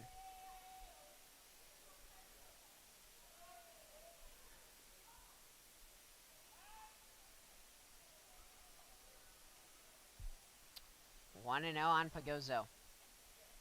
Sidearm delivery. Low and inside, ball 1. do have some good news for HiToms fans. The Flamingos are winning 17-10 against the Blowfish. So at least for the moment, if the HiToms lose this game, they won't be out of playoff contention yet. As Pagozzo drives that ball deep left field up near the 25-foot wall and clears it. Josh Pagozzo, 2-run tank. It's 11-6 Forest City. Got a pitch to hit in the middle of the plate and launched it over the deep and tall left field wall.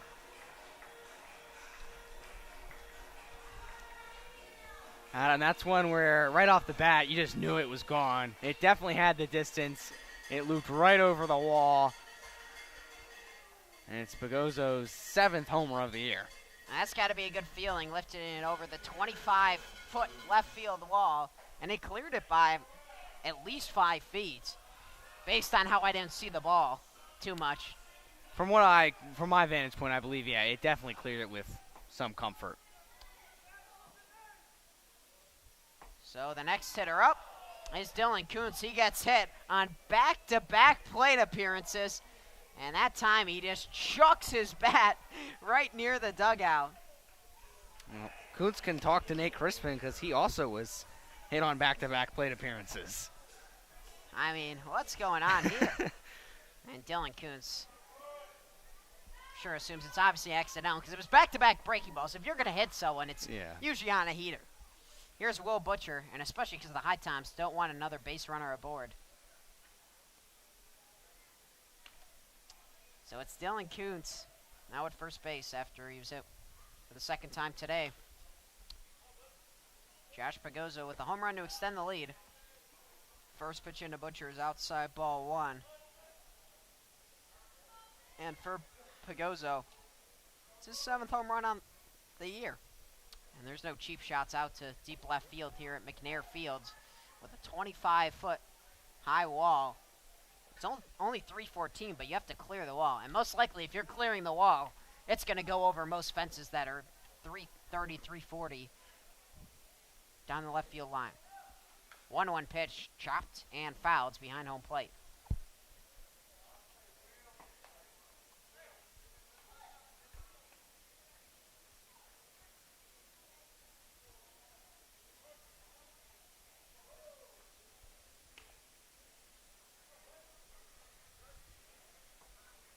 One and two on Butcher.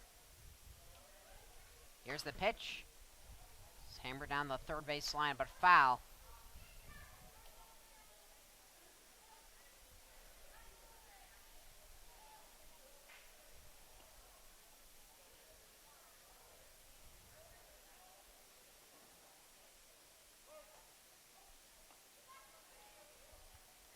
A young fan asking for that ball down the left field line. We'll see if it's going to be tossed to him, and it will. Good play by one of the HiToms coaches. 1-2 pitch. Misses low. It's 2-2.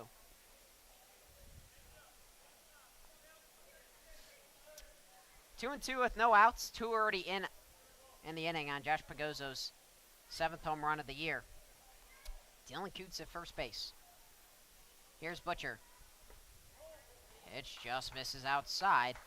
And the count is full on Will Butcher, who's 0 for 2 today, with Sam Yelton on deck, who has a 2 RBI homer and a 2 RBI double. So this game could get out of hand quickly, and man, unfortunately, you have to think about the 10-run rule again if this gets any further. The full count pitch, swing and a miss, strike 3. Will Butcher out ahead on a breaking ball. Jacob Malazzone's best pitch of the game came at a key moment, but it brings up the lefty Sam Yelton. Big damage in that bat. The 2-run homer back in the bottom of the 2nd, and the 2 RBI double in the bottom of the 5th. First pitch in, down the first base line, and foul.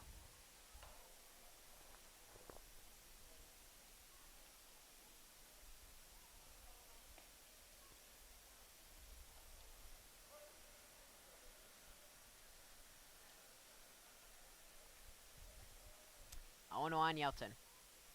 Jacob Malazzone's delivery catches the upper part of the zone, and he's ahead 0-2.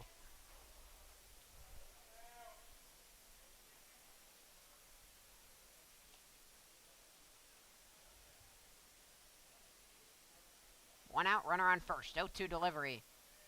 Yelton holds up on a pitch outside. And the count has moved to 1-2. HiToms have not been able to put these Owls hitters away when they've gone to 2 strikes. It's happened a bunch of times. 1-2 pitch to Yelton. Got him a chase outside. Strike 3. Malzone picks up another strikeout. That's his third. And the HiToms 10th.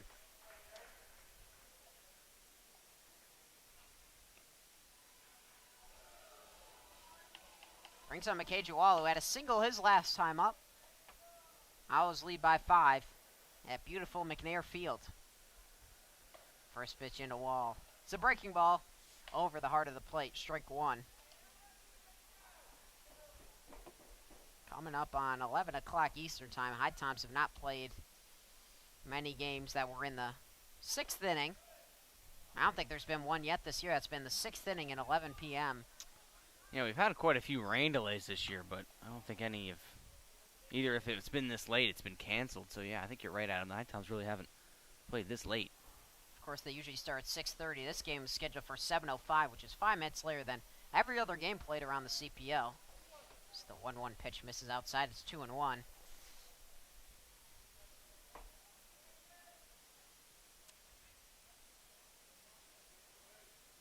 On McKay Jawal. Here's the pitch, swing and a miss, strike 2. And a lot of the fans left here at McNair Field, but there was a lot of energy early on, that playoff energy.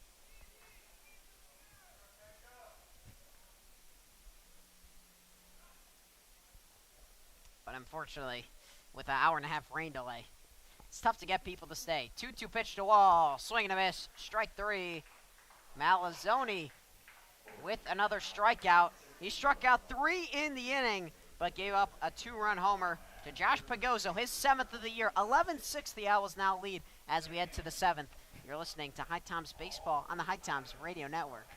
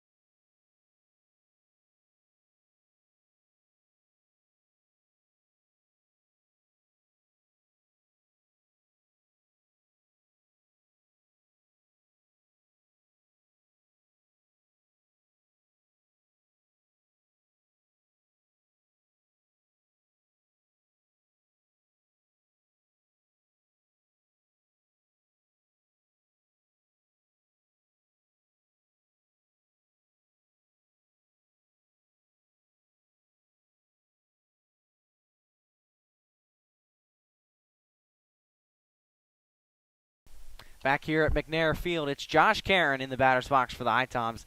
They trail 11-6 to the Forest City Owls. Tristan Camp still dealing for the Owls going into his 2nd inning of work. He goes behind on Karen 1-0. It's been back-to-back big innings from Forest City to stretch the lead out. Next one into Karen is in the zone for a strike. 1-1 on Karen.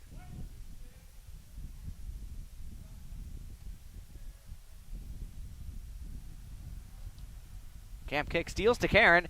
It is just on the outer part of the zone for our home plate umpire, and it's a 2-1 count on Karen.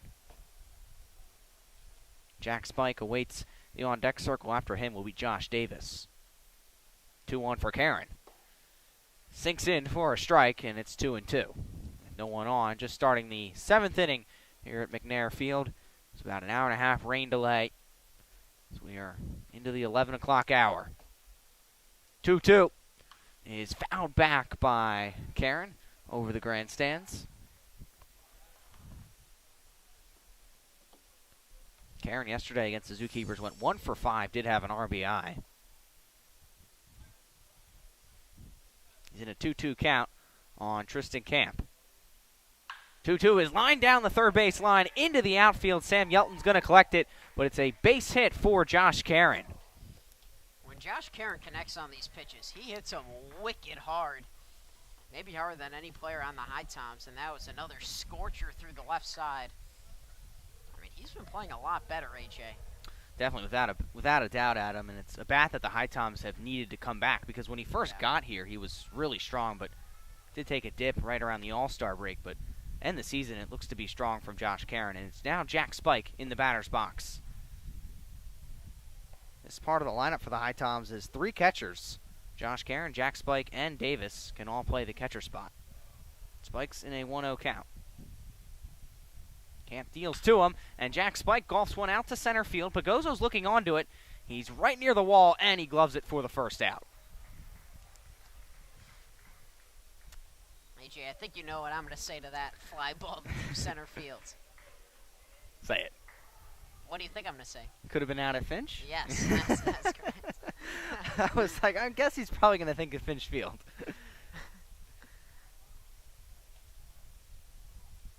Now up for the HiToms is Josh Davis, a guy who can hit the ball out of the park, especially Finch Field, and really any park. He's another powerful bat for the HiToms. He looked at a pitch all the way for the first ball. Well, you think of the fly balls hit other parks, and the HiToms have 3 or 4 more home runs that are hit by teams. That's a crazy amount over an entire season. 1-0 for Davis is a check swing for a strike.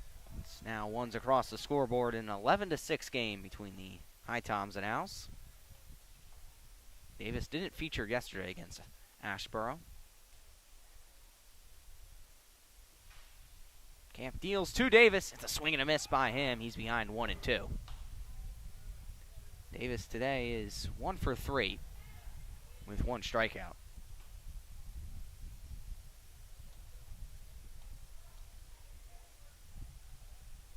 Josh Karen at first. Delivery from Camp is fouled near the Owls dugout, out of play by Davis.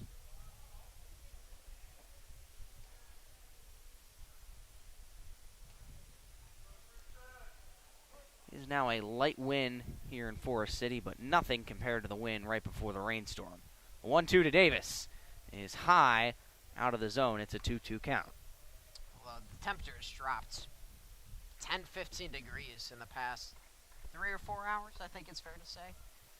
Down to around 75 degrees, and it's going to get only colder. Camp deals from the belt. Swing and a miss by Josh Davis, and there's 2 outs in the top of the 7th. The bottom of the HiToms order now with Andrew Fernandez. Fernandez had a sacrifice fly back in the 5th. It was a 5th inning where the HiToms scored 2 runs. It was the 2nd inning where they had their most damage with 4 runs. Owls also countered with 4 as well. Camp deals. Josh Karen is on the move. The throw to second is not going to be in time, and Josh Karen has himself a stolen bag. It's Karen's 3rd stolen bag of the year. Puts him in scoring position with Andrew Fernandez ahead in the count 1-0 with 2 outs. Kind of an unexpected steal candidate. And it seemed to work out and maybe caught the Owls by surprise. Of course, these teams haven't faced each other too much, but when you play a team like Martinsville or Boone a bunch of times, you know their tendencies. Fernandez fouls one straight back over the grandstands.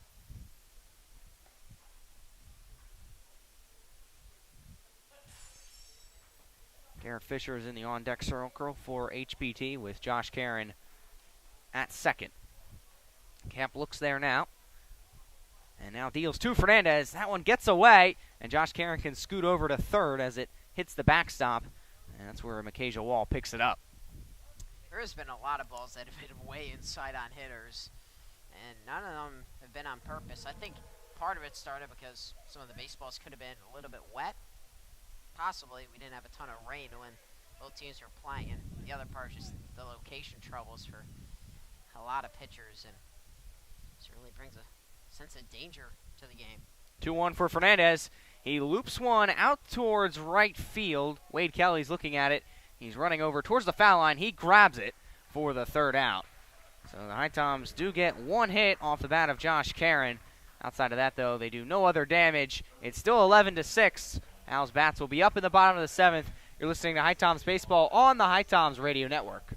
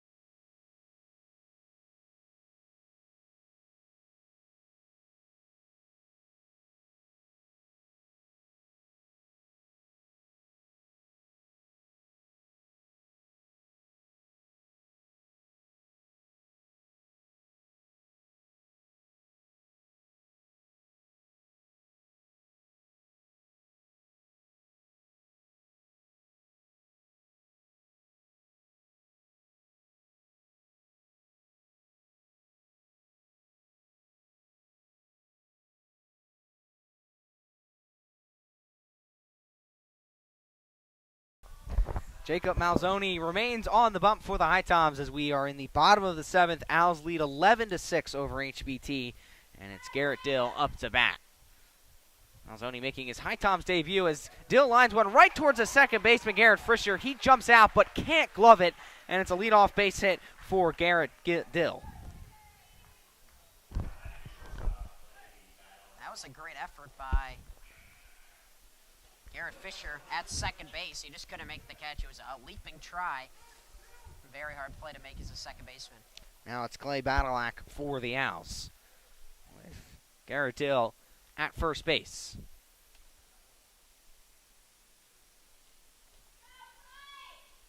Malzoni deals to Badalak.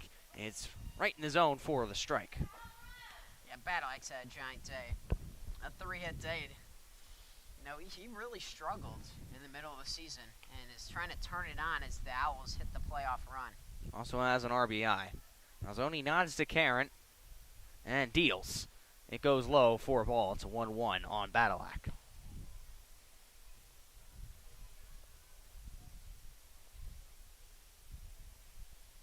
Garrett Dill over at first. Owls lead 11-6 over the HiToms. Next one for Mazzoni is hit on by Badalak, but into foul territory.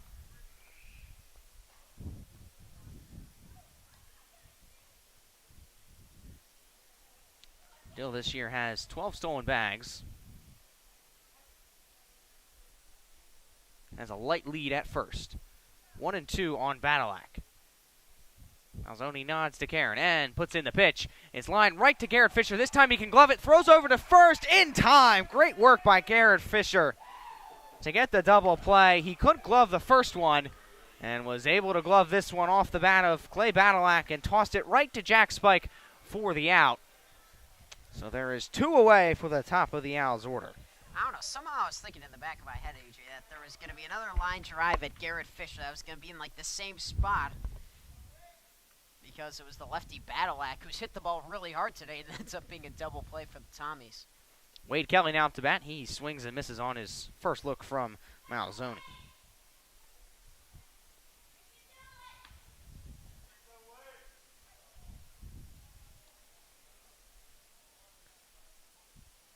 A 1 for Kelly. He puts one towards Garrett Fisher. He reaches all the way out, can't get to it. It'll be a base hit for Wade Kelly, and Garrett Fisher has been awfully busy in this bottom of the 7th. He was so close to that ball going to his left.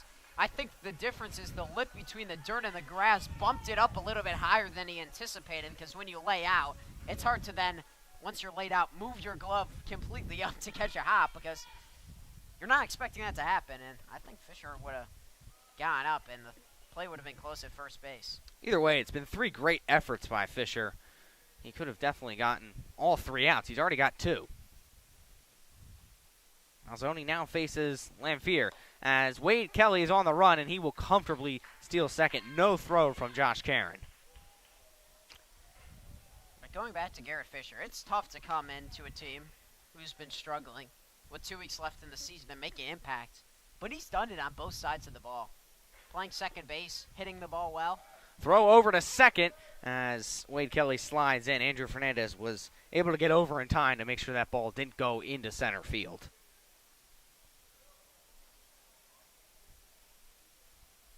Malzoni looks at second again. Now deals the pitch. It's on the outside for a ball.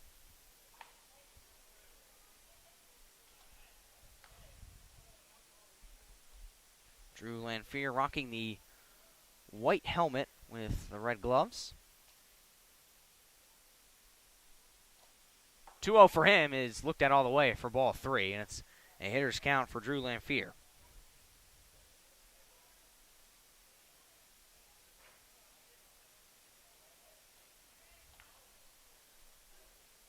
Lamphere tonight has an RBI and was walked once. 3-0, walks Lamphere, and there's 2 on for the Owls.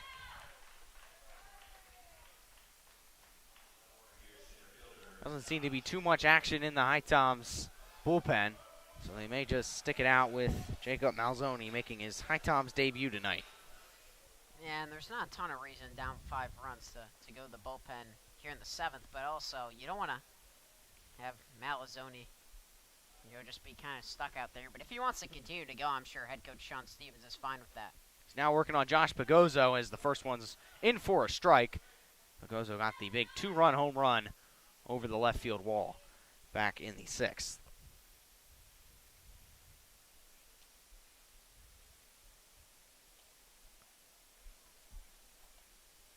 Malzoni's 0-1 is hit on by Pagozzo, gloved by Nate Crispin. Great work by him to get the 3rd out, and the HiToms escape any further damage from the Owls in the bottom of the 7th. We will go to the 8th. Tommies trail 11-6 to the Forest City Owls. You're listening to HiToms Baseball on the HiToms Radio Network.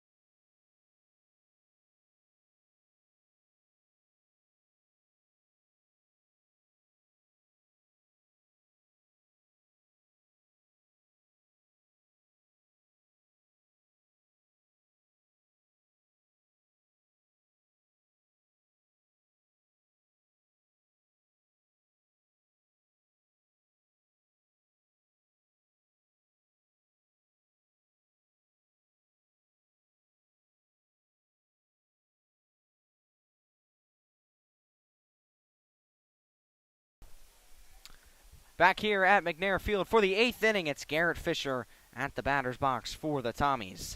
And Tristan Camp still on the bump for the Owls. HiToms trail 11-6 to Forest City.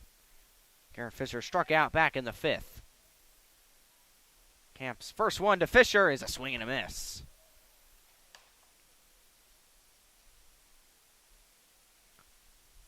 HiToms tonight do have 8 hits. Hasn't been a problem hitting the ball. It's again on the defensive side. 0-1 to Fisher is high for ball 1. It's 1-1 to Garrett Fisher. Tristan Camp through 2 innings. He's only allowed 1 hit, no earned runs. Tosses in the 1-1 to Fisher. It's at the chest for strike 2.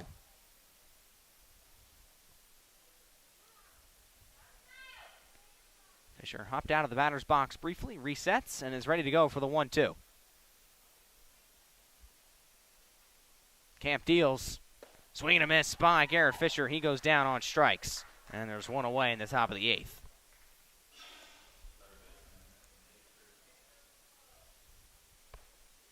Now it's the 9-hole hitter, Nate Chrisman. Will follow then the top of the HiToms order with Kane Kepley.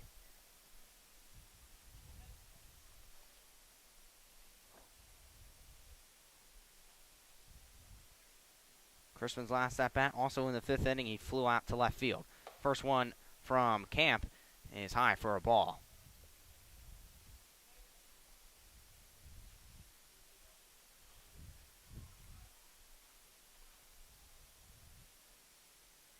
"1-0 is hit on by Nate Crispin. It's out towards center field. Josh Bagozzo's got it in his glove for the second out. It was ripped out to center by Nate Crispin, but didn't have the distance as it looped right into the glove of Josh Bagozzo. And some other news around the league. The Flamingos finish off the Blowfish 17-10. A lot of runs in that game. Not as many as the HiToms Zookeepers yesterday, though, 20-10. I wonder if that was maybe the most runs we've seen this year in the CPL, as Kane Kepley's first one's on the outside for a ball. But every night I do look at the CPL scores, and there's a lot of runs in a lot of games. Well, it was 23-9 against the Macon, right? That's right, yeah. So at least that HiToms game. I guess it was more surprising seeing both teams in the double digits. That is true. That is true. Bigfoots beat the Bacon 11-9 today. The Bigfoots have been struggling big time. They lost a lot of guys, though. Yeah, unfortunately, the draft really got them. And I think the same could be said for the HiToms as Kane Kepley sits in a 2-1 count. Yeah, but also it's an accomplishment to get someone Yes, drafted exactly. for a Summerall team. As much as it hurts them, you know, Nadir Lewis, Jalen Vasquez, gone from Boone. Will Verdung, drafted by the Braves in the 13th round, 399th pick. 2-1 for Kane Kepley's a one that's fouled off, and it's a 2-2 count. No one on base for the HiToms. They have 2 outs in the inning. Kepley at the DH spot tonight. Ends a streak of almost every game we've seen him in center field. Although, you know what's crazy, AJ, is the Pilots and Mustangs are playing now in the top of the 6th. I believe they were also delayed. Yeah, I think they were as well. But that game's in the 6th inning. As Kane Kepley gets drilled low near the, looks to be ankle area. As yet another batter is hit by a pitch, and Kane Kepley is able to get up. But that's a tough one for Kepley, and he'll be at first base with 2 outs. And that's the last thing you want to see as a HiToms fan is another player hit by a pitch. I believe that was Kane Kepley's back foot. And it's so hard to try to get out of the way of those pitches because you can't predict when a pitch is going to come at you to react, you know, quickly enough for the most part.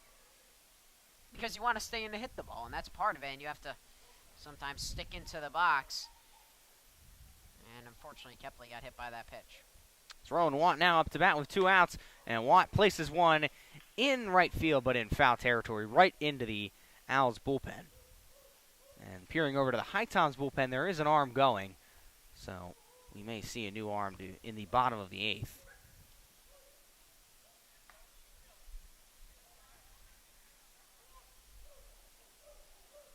Rowan Watt called time. He's now ready to go in an 0-1 count. Kane Kepley's at first, still a little shooken up by his body language.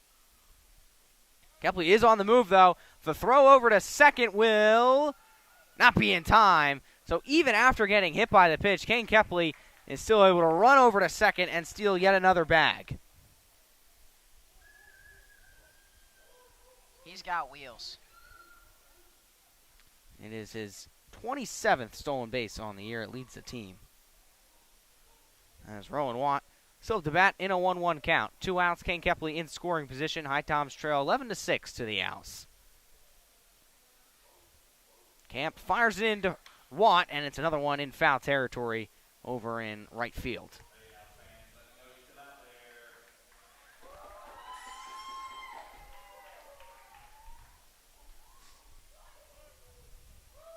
Austin Deering in the on-deck circle waiting. Kepley at second. Watt up to bat in a 1-2 count. Swing and a miss. That'll end the top of the 8th. HiToms don't get any hits, no runs, no errors. We go to the bottom half of the 8th. It is 11-6, Owls advantage. You're listening to HiToms Baseball on the HiToms Radio Network.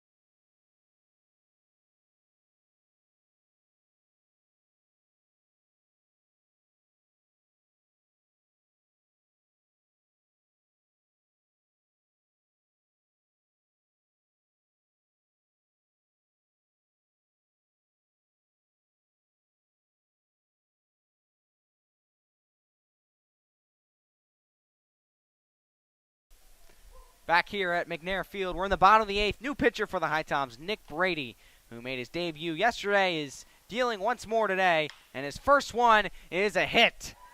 It goes out towards right field. It's off the bat. And there's a man at first for the Owls.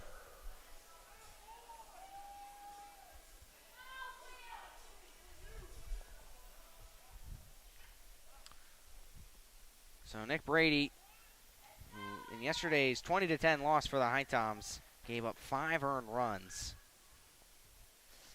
And only stuck in for 5 batters. This time he's going to be in for the rest of this game, you would think. But Kuntz, after the back-to-back hit by pitches, he was fired up to hit one through the right side for a base hit.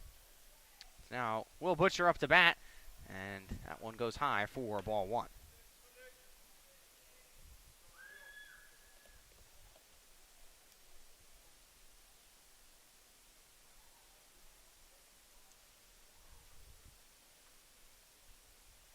Brady's 1-0 is out of the zone, and it's a 2-0 count on Will Butcher. Yeah, and just pitched 1 inning at Thomas. Gave up 2 earned runs. On the mound, he stands at 6'7", the right-handed pitcher from Tallahassee, Florida. 2-0 to Butcher is low for ball 3.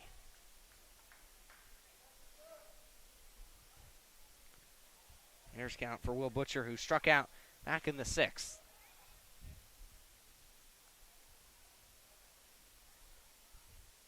Brady takes a quick look over at first.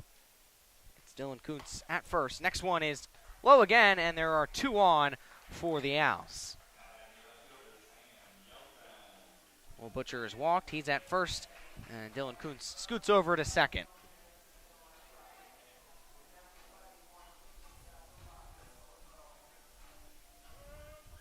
That brings up Sam Yelton. He got a home run in the 2nd. Was also walked and struck out in the 6th. As looks like we're going to have a pitch runner, so it'll be a new man at second base for the Owls. I believe they said that's David Sessoms, number 20 on the Owls. I believe the HiToms saw him starting earlier in the season. So David Sessoms is at second, Will Butcher at first, Sam Yelton up to bat.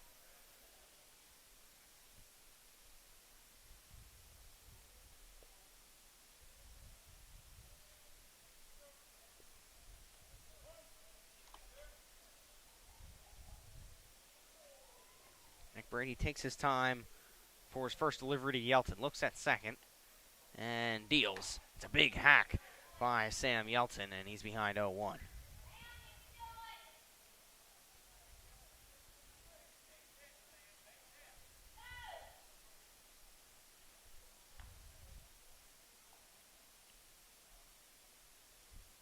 Brady's 0-1 is just out of the zone for ball 1. It's a 1-1 count. No outs in this bottom of the 8th.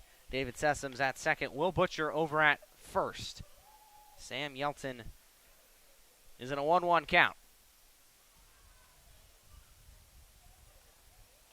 Yelton kicks, deals the 1-1. It is high, gloved by Josh Karen. It's 2-1 on Sam Yelton.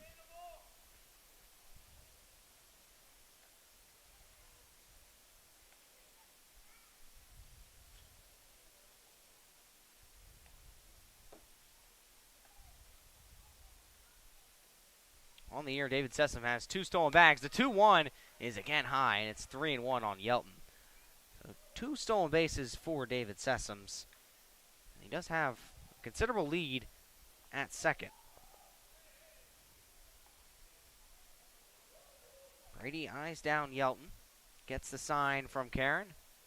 Looks over at second. And now throws over to second. Andrew Fernandez jumps up and grabs it as Sessoms was sliding in. Good work there from Andrew Fernandez to be alert and jump and reach up and get it as Sessoms comfortably slides in safe. Brady returns his attention to the 3-1, again looking at second. Now deals, it's high, and the bases are loaded for the Owls.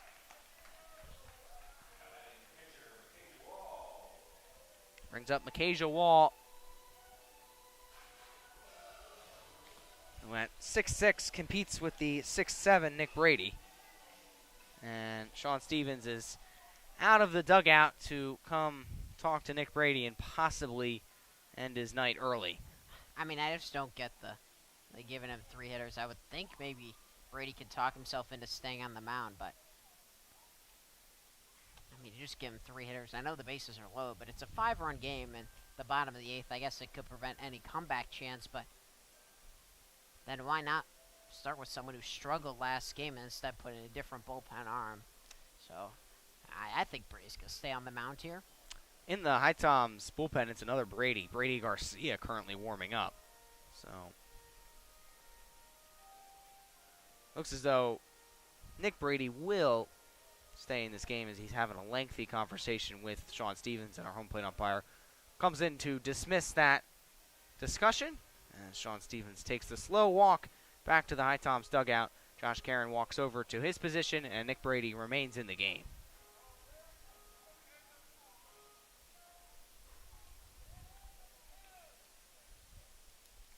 David Sessoms is at third, Will Butcher at second, and Sam Yelton, who just got walked, is at first.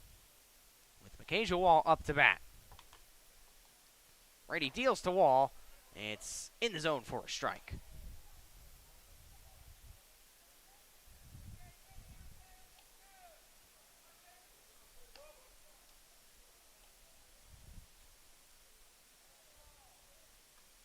Oh, 1 is looked at all the way for strike 2 by Wall.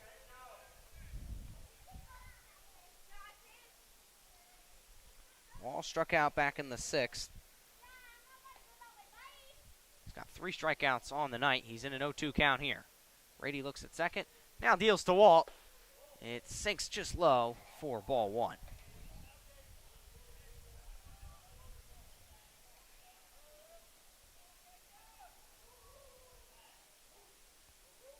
Bases loaded for Forest City. They lead 11-6 over the HiToms. Delivery from Brady's a swing and a miss by, rather foul tipped. Or either way, it is a strike. I thought our home plate umpire said that one was foul tipped, but it wasn't. So there are now 1 out in this 8th inning. I believe it was foul tipped and then maybe our first base by Karen. Yeah, or that, yeah. Either way, it's a strikeout, though. Either way, it brings up Garrett Dill as well. Dill's first one is fouled behind. He goes into an 0-1 count on Nick Brady. Well, look at that. After the mound meeting, Brady's been able to lock back in. Wouldn't this be a confidence booster for him? Although it's a 5-run game, getting out of a bases-loaded situation with no outs. Next one is skied in the air by Dill. Josh Caron's looking at it, soar out of play. Nick Brady, a junior out of Thomas University. And now back-to-back hitters he's gone ahead of. David Sessoms at third. Will Butcher at second. Sam Yelton at first. Brady gets ready for an 0-2 delivery. It's on the way. Looked at by Dill for a ball. You can see Sean Stevens giving words of encouragement because, Brady struggled his first appearance. Give him another shot out there and trying to show what he can do. His 1-2 goes in the dirt, and it's a 2-2 count on Brady.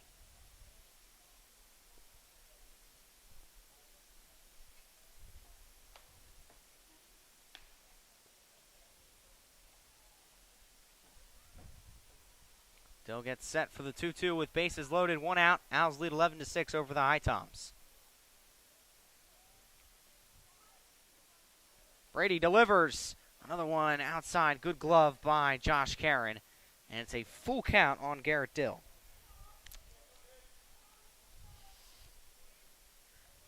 Just got to find somewhere in the strike zone. Don't want to leave it down the middle, certainly, but no reason to walk home another run. Payoff pitch incoming from Brady. It is called strike for the second out. And a big recovery by Nick Brady to get 2 outs after loading the bases for Forest City. Great pitch to Dill. Breaking ball. Starts on the middle of the plate. Hits the outside corner and freezes Dill because that's a pitch as a righty that is really difficult to make contact on. Brady just needs 1 more out to get out of the inning. He faces Clay Badalak. Badalak flew out to second base his last time up. He pops one in foul territory, and our home plate umpire is dishing out a warning to the Owls dugout. Not sure what they've been complaining about. Most logical reason would probably be the strike zone. But either way, and now our home plate umpires toss somebody. Yep. Up, see ya. Number 1. And he gave the warning, and whoever, I think that's the Owls manager. Rather, that's the Owls manager now coming out to talk to our home plate umpire. I wonder if it was on the last pitch to Dill? I'm not sure. It's a 5-run game with the bases in the bottom of the 8th. I know you can argue a lot of things with, our home plate umpire, but our home plate umpire gave out the warning, and then it was the Owls manager who kind of stood up and said something else, and that was enough for our home plate umpire to eject either him or someone else in that dugout. But I believe it was the Owls manager who was still arguing with our home plate umpire. And that's the first time we've seen someone ejected in the entire year. Yeah, Is that I right? think someone on the Mustangs may have been ejected. Oh, you're right. The coach. That was way earlier in the Yeah. season. But that was more of a, He knew it was coming. He didn't argue it at all. Yeah, I mean, that was like a full-on fight down the third base line. Here our Owls manager he's argued it, and now he's taken the very slow walk, I guess, into the Owls bullpen, or nope. Yep, now he's going to the Owls checking his bullpen. pockets. Maybe he forgot his phone or something. But he's taking a long. I mean, he is enjoying this ejection. He is still talking, and he's still not fully walked off the field. He is soaking in every moment he can get, and I think we're waiting for him to fully exit the field, and he's still walking. I mean, he gotta get that 4-yard dash time. I mean, it's step. I'm not sure if he gets fined for the ejection, but if they do, he's getting his money's worth. As Brady now deals, and it's a swing and a miss by Badalak. He's behind 0-2. As the Owls manager is now torn off his sweatshirt, and he's just about off the diamond, with his team winning 11-6. 0-2 from Brady is hit on by Badalak. It bounces towards Andrew Fernandez. He throws over to first. The throw to first is in time. And what an effort by Nick Brady to escape the bases loaded jam with no runs coming in for the Owls. We will go to the 9th inning here at McNair Field. You're listening to HiToms Baseball on the HiToms Radio Network.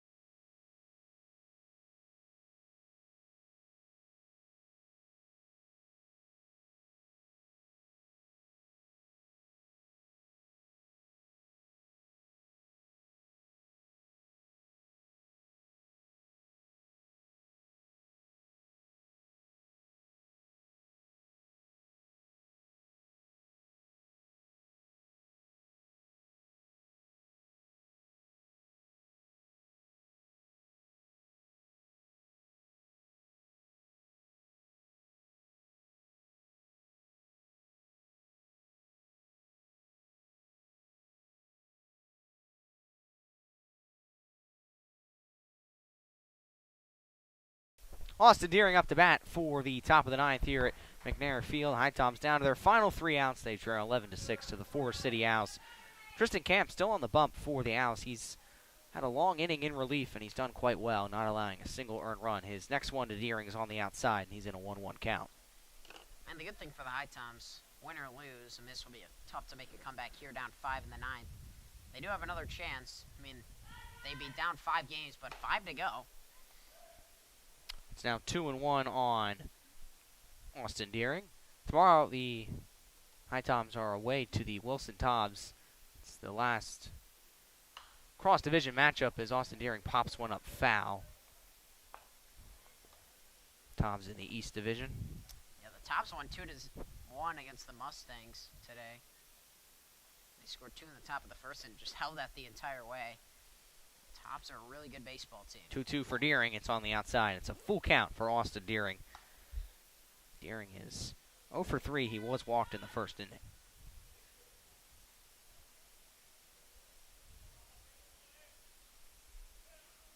Payoff pitch to Deering is at the knees on the outside, and he's aboard at first base with no outs. HiToms trail 11-6 in the top of the 9th.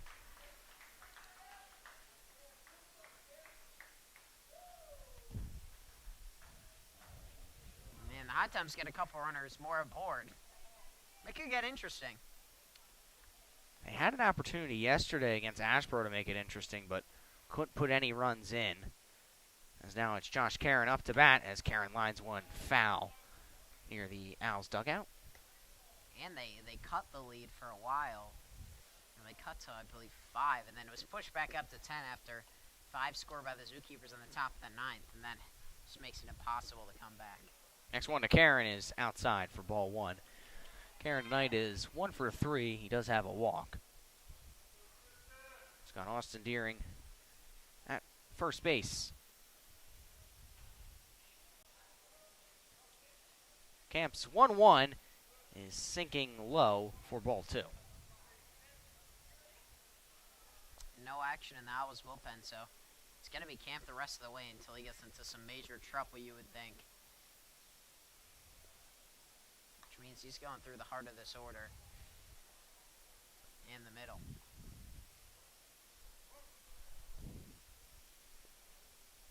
He's got Josh Karen in a hitter's count. The delivery from Camp is in the dirt, and it's 3-1 on Josh Karen with no outs. Austin Deering at first. HiToms trail 11-6 to the Owls in the top of the 9th.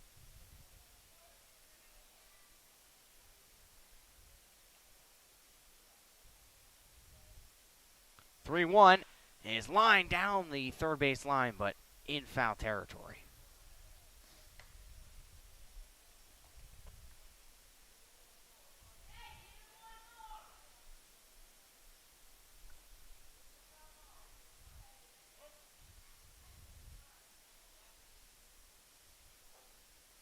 Payoff pitch for Camp is hit into foul territory once more by Josh Karen, so a strong at bat for him. And we'll do the 3-2 again. Love it right now from Karen, battling, trying to find something in the middle of the zone where he can hit really hard. Jack Spike awaits in the on-deck circle.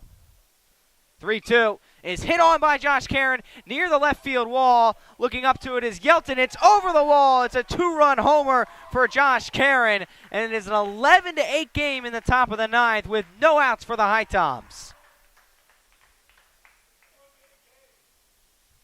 And Karen was building up to that after a couple of great swings today. Hit a hard foul ball, found a hanger in the middle of the zone, and absolutely crushed it to left. It's only Josh Karen's third homer of the year, and it's a big one to make it an 11-8 ball game in the top of the 9th with no outs and Jack Spike up to bat.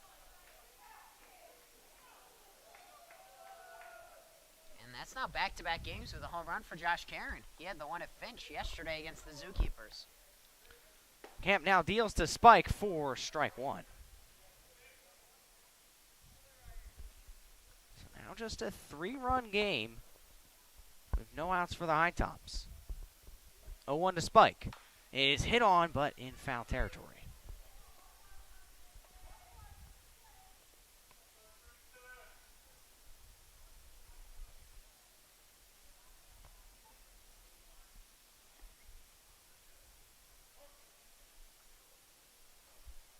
Camp's ahead on Spike.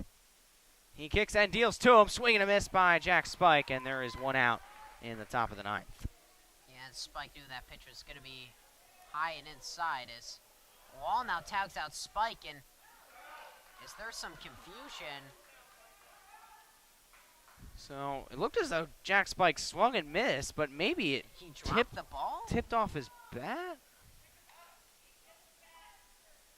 So all the umpires are going to converge on the first base line for a meeting.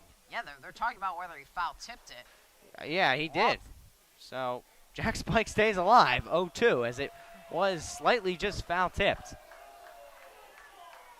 There's a little bit of tension now between the dugouts. You can kind of feel it. Yeah, after that ejection in the Owls dugout, I think this game has kind of gotten riled up, and it's been a long game too, so I think both teams just a little antsy. It's 0-2 on Jack Spike. HiToms only trail 11-8 after the Josh Karen home run. Delivery to Spike is on the outside, so that really was a foul tip. It keeps Jack Spike alive, now in a 1-2 count.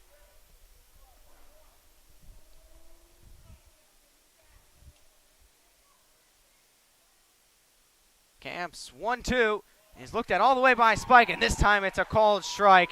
And Jack Spike is for sure retired, and there's one out in the top of the 9th. Brings Josh Davis to the plate. As out comes what is, I guess, the second in command for the Owls after their manager was tossed. So he's going to have a meeting with Tristan Camp, and there is an arm loose in the Owls bullpen, and it looks as though he will be coming in. So we're going to see a new pitcher in the top of the ninth for the Forest City Owls. We'll be right back. The HiToms have brought it to a 3-run deficit. You're listening to HiToms Baseball on the HiToms Radio Network.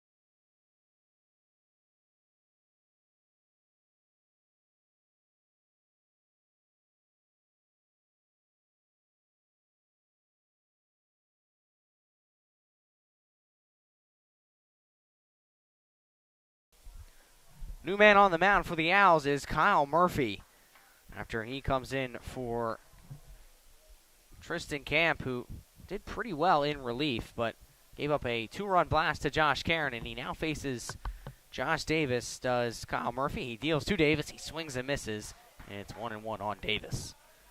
Murphy's last appearance came against the Bacon on July 25th. 1-1 to Davis is another swing and a miss. He's behind 1-2 with 1 out. Bases are empty for HPT. On the year, Murphy has an ERA at 2 in 10 games. 2 of them starts. Davis lines one up in the air. Running onto it is Wade Kelly. He's in foul territory. Kelly is unable to make the catch as it takes a bounce right in front of the Owls bullpen, and Davis stays alive at 1-2.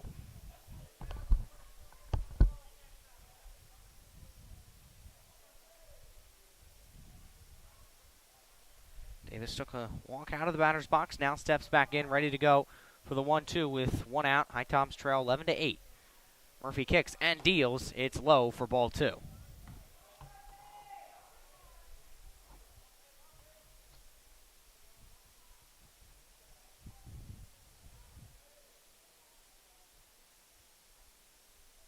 Murphy sets, deals the 2-2. It is just high, and it's a full count on Josh Davis. Davis tonight has an RBI double back in the 5th. He struck out in the 7th. 3-2 from Murphy is on the corner for ball 4, and there's a man on first with 1 out. HiToms trail by 3 runs. It brings Andrew Fernandez to the plate.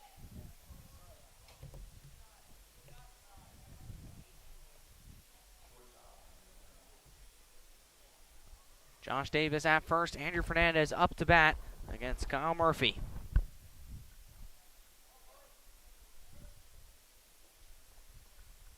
Murphy takes a look at Davis.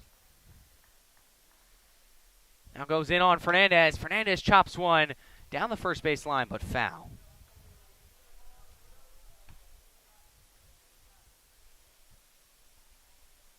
Murphy needs to get 2 more outs to end this one for the Owls. Davis at first, doesn't have any stolen bases on the year. 0-1 to Fernandez. is outside for ball one, and ones are across the board in the top of the ninth. So we are about 11 minutes away from midnight here at McNair Field.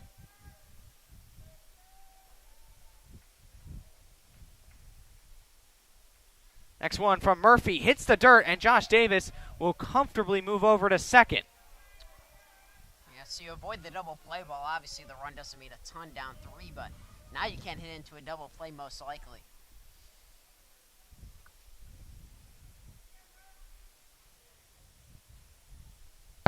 Andrew Fernandez walking back into the batter's box, sits in a 2-1 count.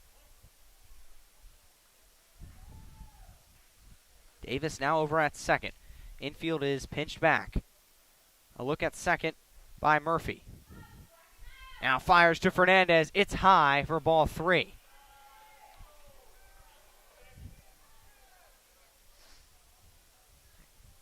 The tying runs on deck in a 3-1 count. Who would have thought we would have been here, AJ, in the ninth? It's a game that has truly been on the seesaw. A long look at Davis from Murphy. He now goes over to Fernandez. The next pitch is on the outside, and the tying run is at the plate for the HiToms.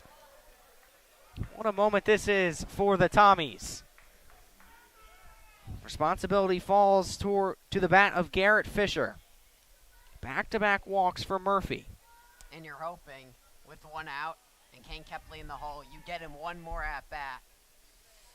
He's been one of the HiToms' best hitters. What an intense spot. Season pretty much lies in the balance. Fisher struck out in the 8th and also in the 5th, so he's had a tough day. Murphy's first one to him is a swing and a miss. Josh Davis is at second. Andrew Fernandez over at first. Both batters were walked.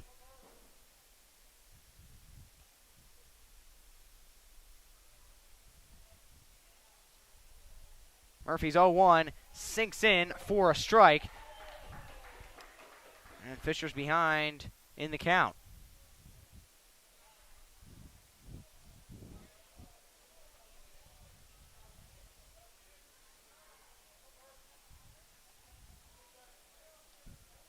Murphy gets ready for the 0-2 to Fisher. He kicks, deals. It's hit up by Fisher, out towards right center field. Gloving it is Drew Lanfrey. He throws over to first. That throw was not in time. But there is now 2 outs for Nate Chrisman. I really thought that ball was going to drop, and Lane Fear goes out to the outfield to make the catch because Kelly coming in from right field, I'm not sure could have reached that ball. And what a moment for one of the HiToms' new players, and Nate Chrisman, who's been here a while compared to some others, but it's a giant at-bat. Chrisman today is 0 for 2, but he was hit by a pitch in the 2nd and 4th inning. Murphy's first one is fouled off by Chrisman.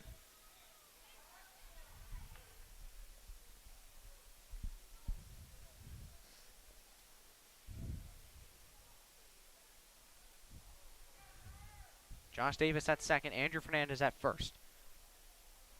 Murphy looks at second. He'll fire into Chrisman. It's one that's fouled off towards right field. And now the HiToms down to their final strike. But the tying run's still at the plate.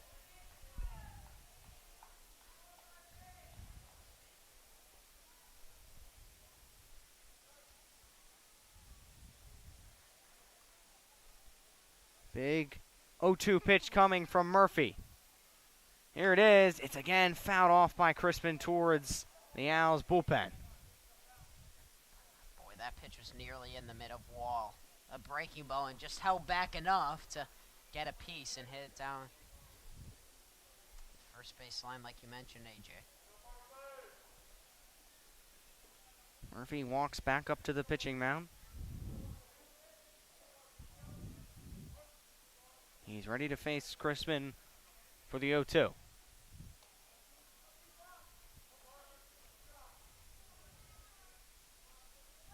Murphy's delivery is a check swing in the dirt. Both runners stay at their bag. And it's 1-2 on Nate Chrisman. Kane Kepley, top of the HiToms order, awaits in the on-deck circle. Nervous moments for the Owls.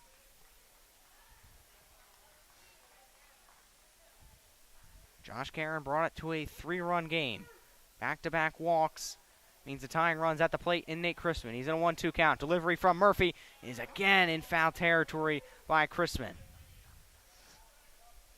This is a heck of a battle. We've said it many times tonight, but coming down to the last out, Chrisman's been battling.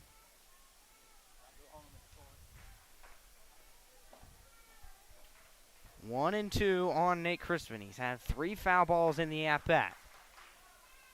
2 outs for the HiToms. They got 2 on an 11-8 game. Murphy delivers again. It's high for ball 2, and there's 2s across the scoreboard. Yeah, and if you're Chrisman now you've worked the count back to even, so you assume you're not going to get a chase pitch here. Here comes Murphy's 2-2. It's hit out by Nate Chrisman towards left field. Sam Yelton's looking at it. He is able to catch it for the 3rd out. And the comeback falls just short for the HiToms. They made it a game in the 9th thanks to Josh Karen's 2-run shot. But, Adam, it was too little too late. Yeah, you have the 4-run bottom of the 2nd to tie the game and the big 5-run bottom of the 5th. HiToms a really valiant effort. That's one of the hardest fought games for the HiToms all year long, but once again, they come up short, and they face another elimination scenario tomorrow at the Wilson Tops. That's where the Tommies will be on Sunday for the away fixture. They get the Owls 2 more times this year, 1 at Finch Field and 1 here at McNair Field. It has been a long night, about an hour-and-a-half rain delay when the HiToms had the bases loaded way back in the 2nd inning. And that was kind of a turning point, Adam, because they didn't get any runs from that bases loaded situation. Yeah, absolutely, and then one more thing I'd like to highlight is Nick Brady, bottom of the 8th, gets the bases loaded, no outs. Struggled in his first appearance yesterday. Gets him on being from manager Sean Stevens. And gives the HiToms a chance in the 9th, because if they scored any more runs, the game's probably over. But the HiToms have a chance with the tying run at the plate with 2 batters.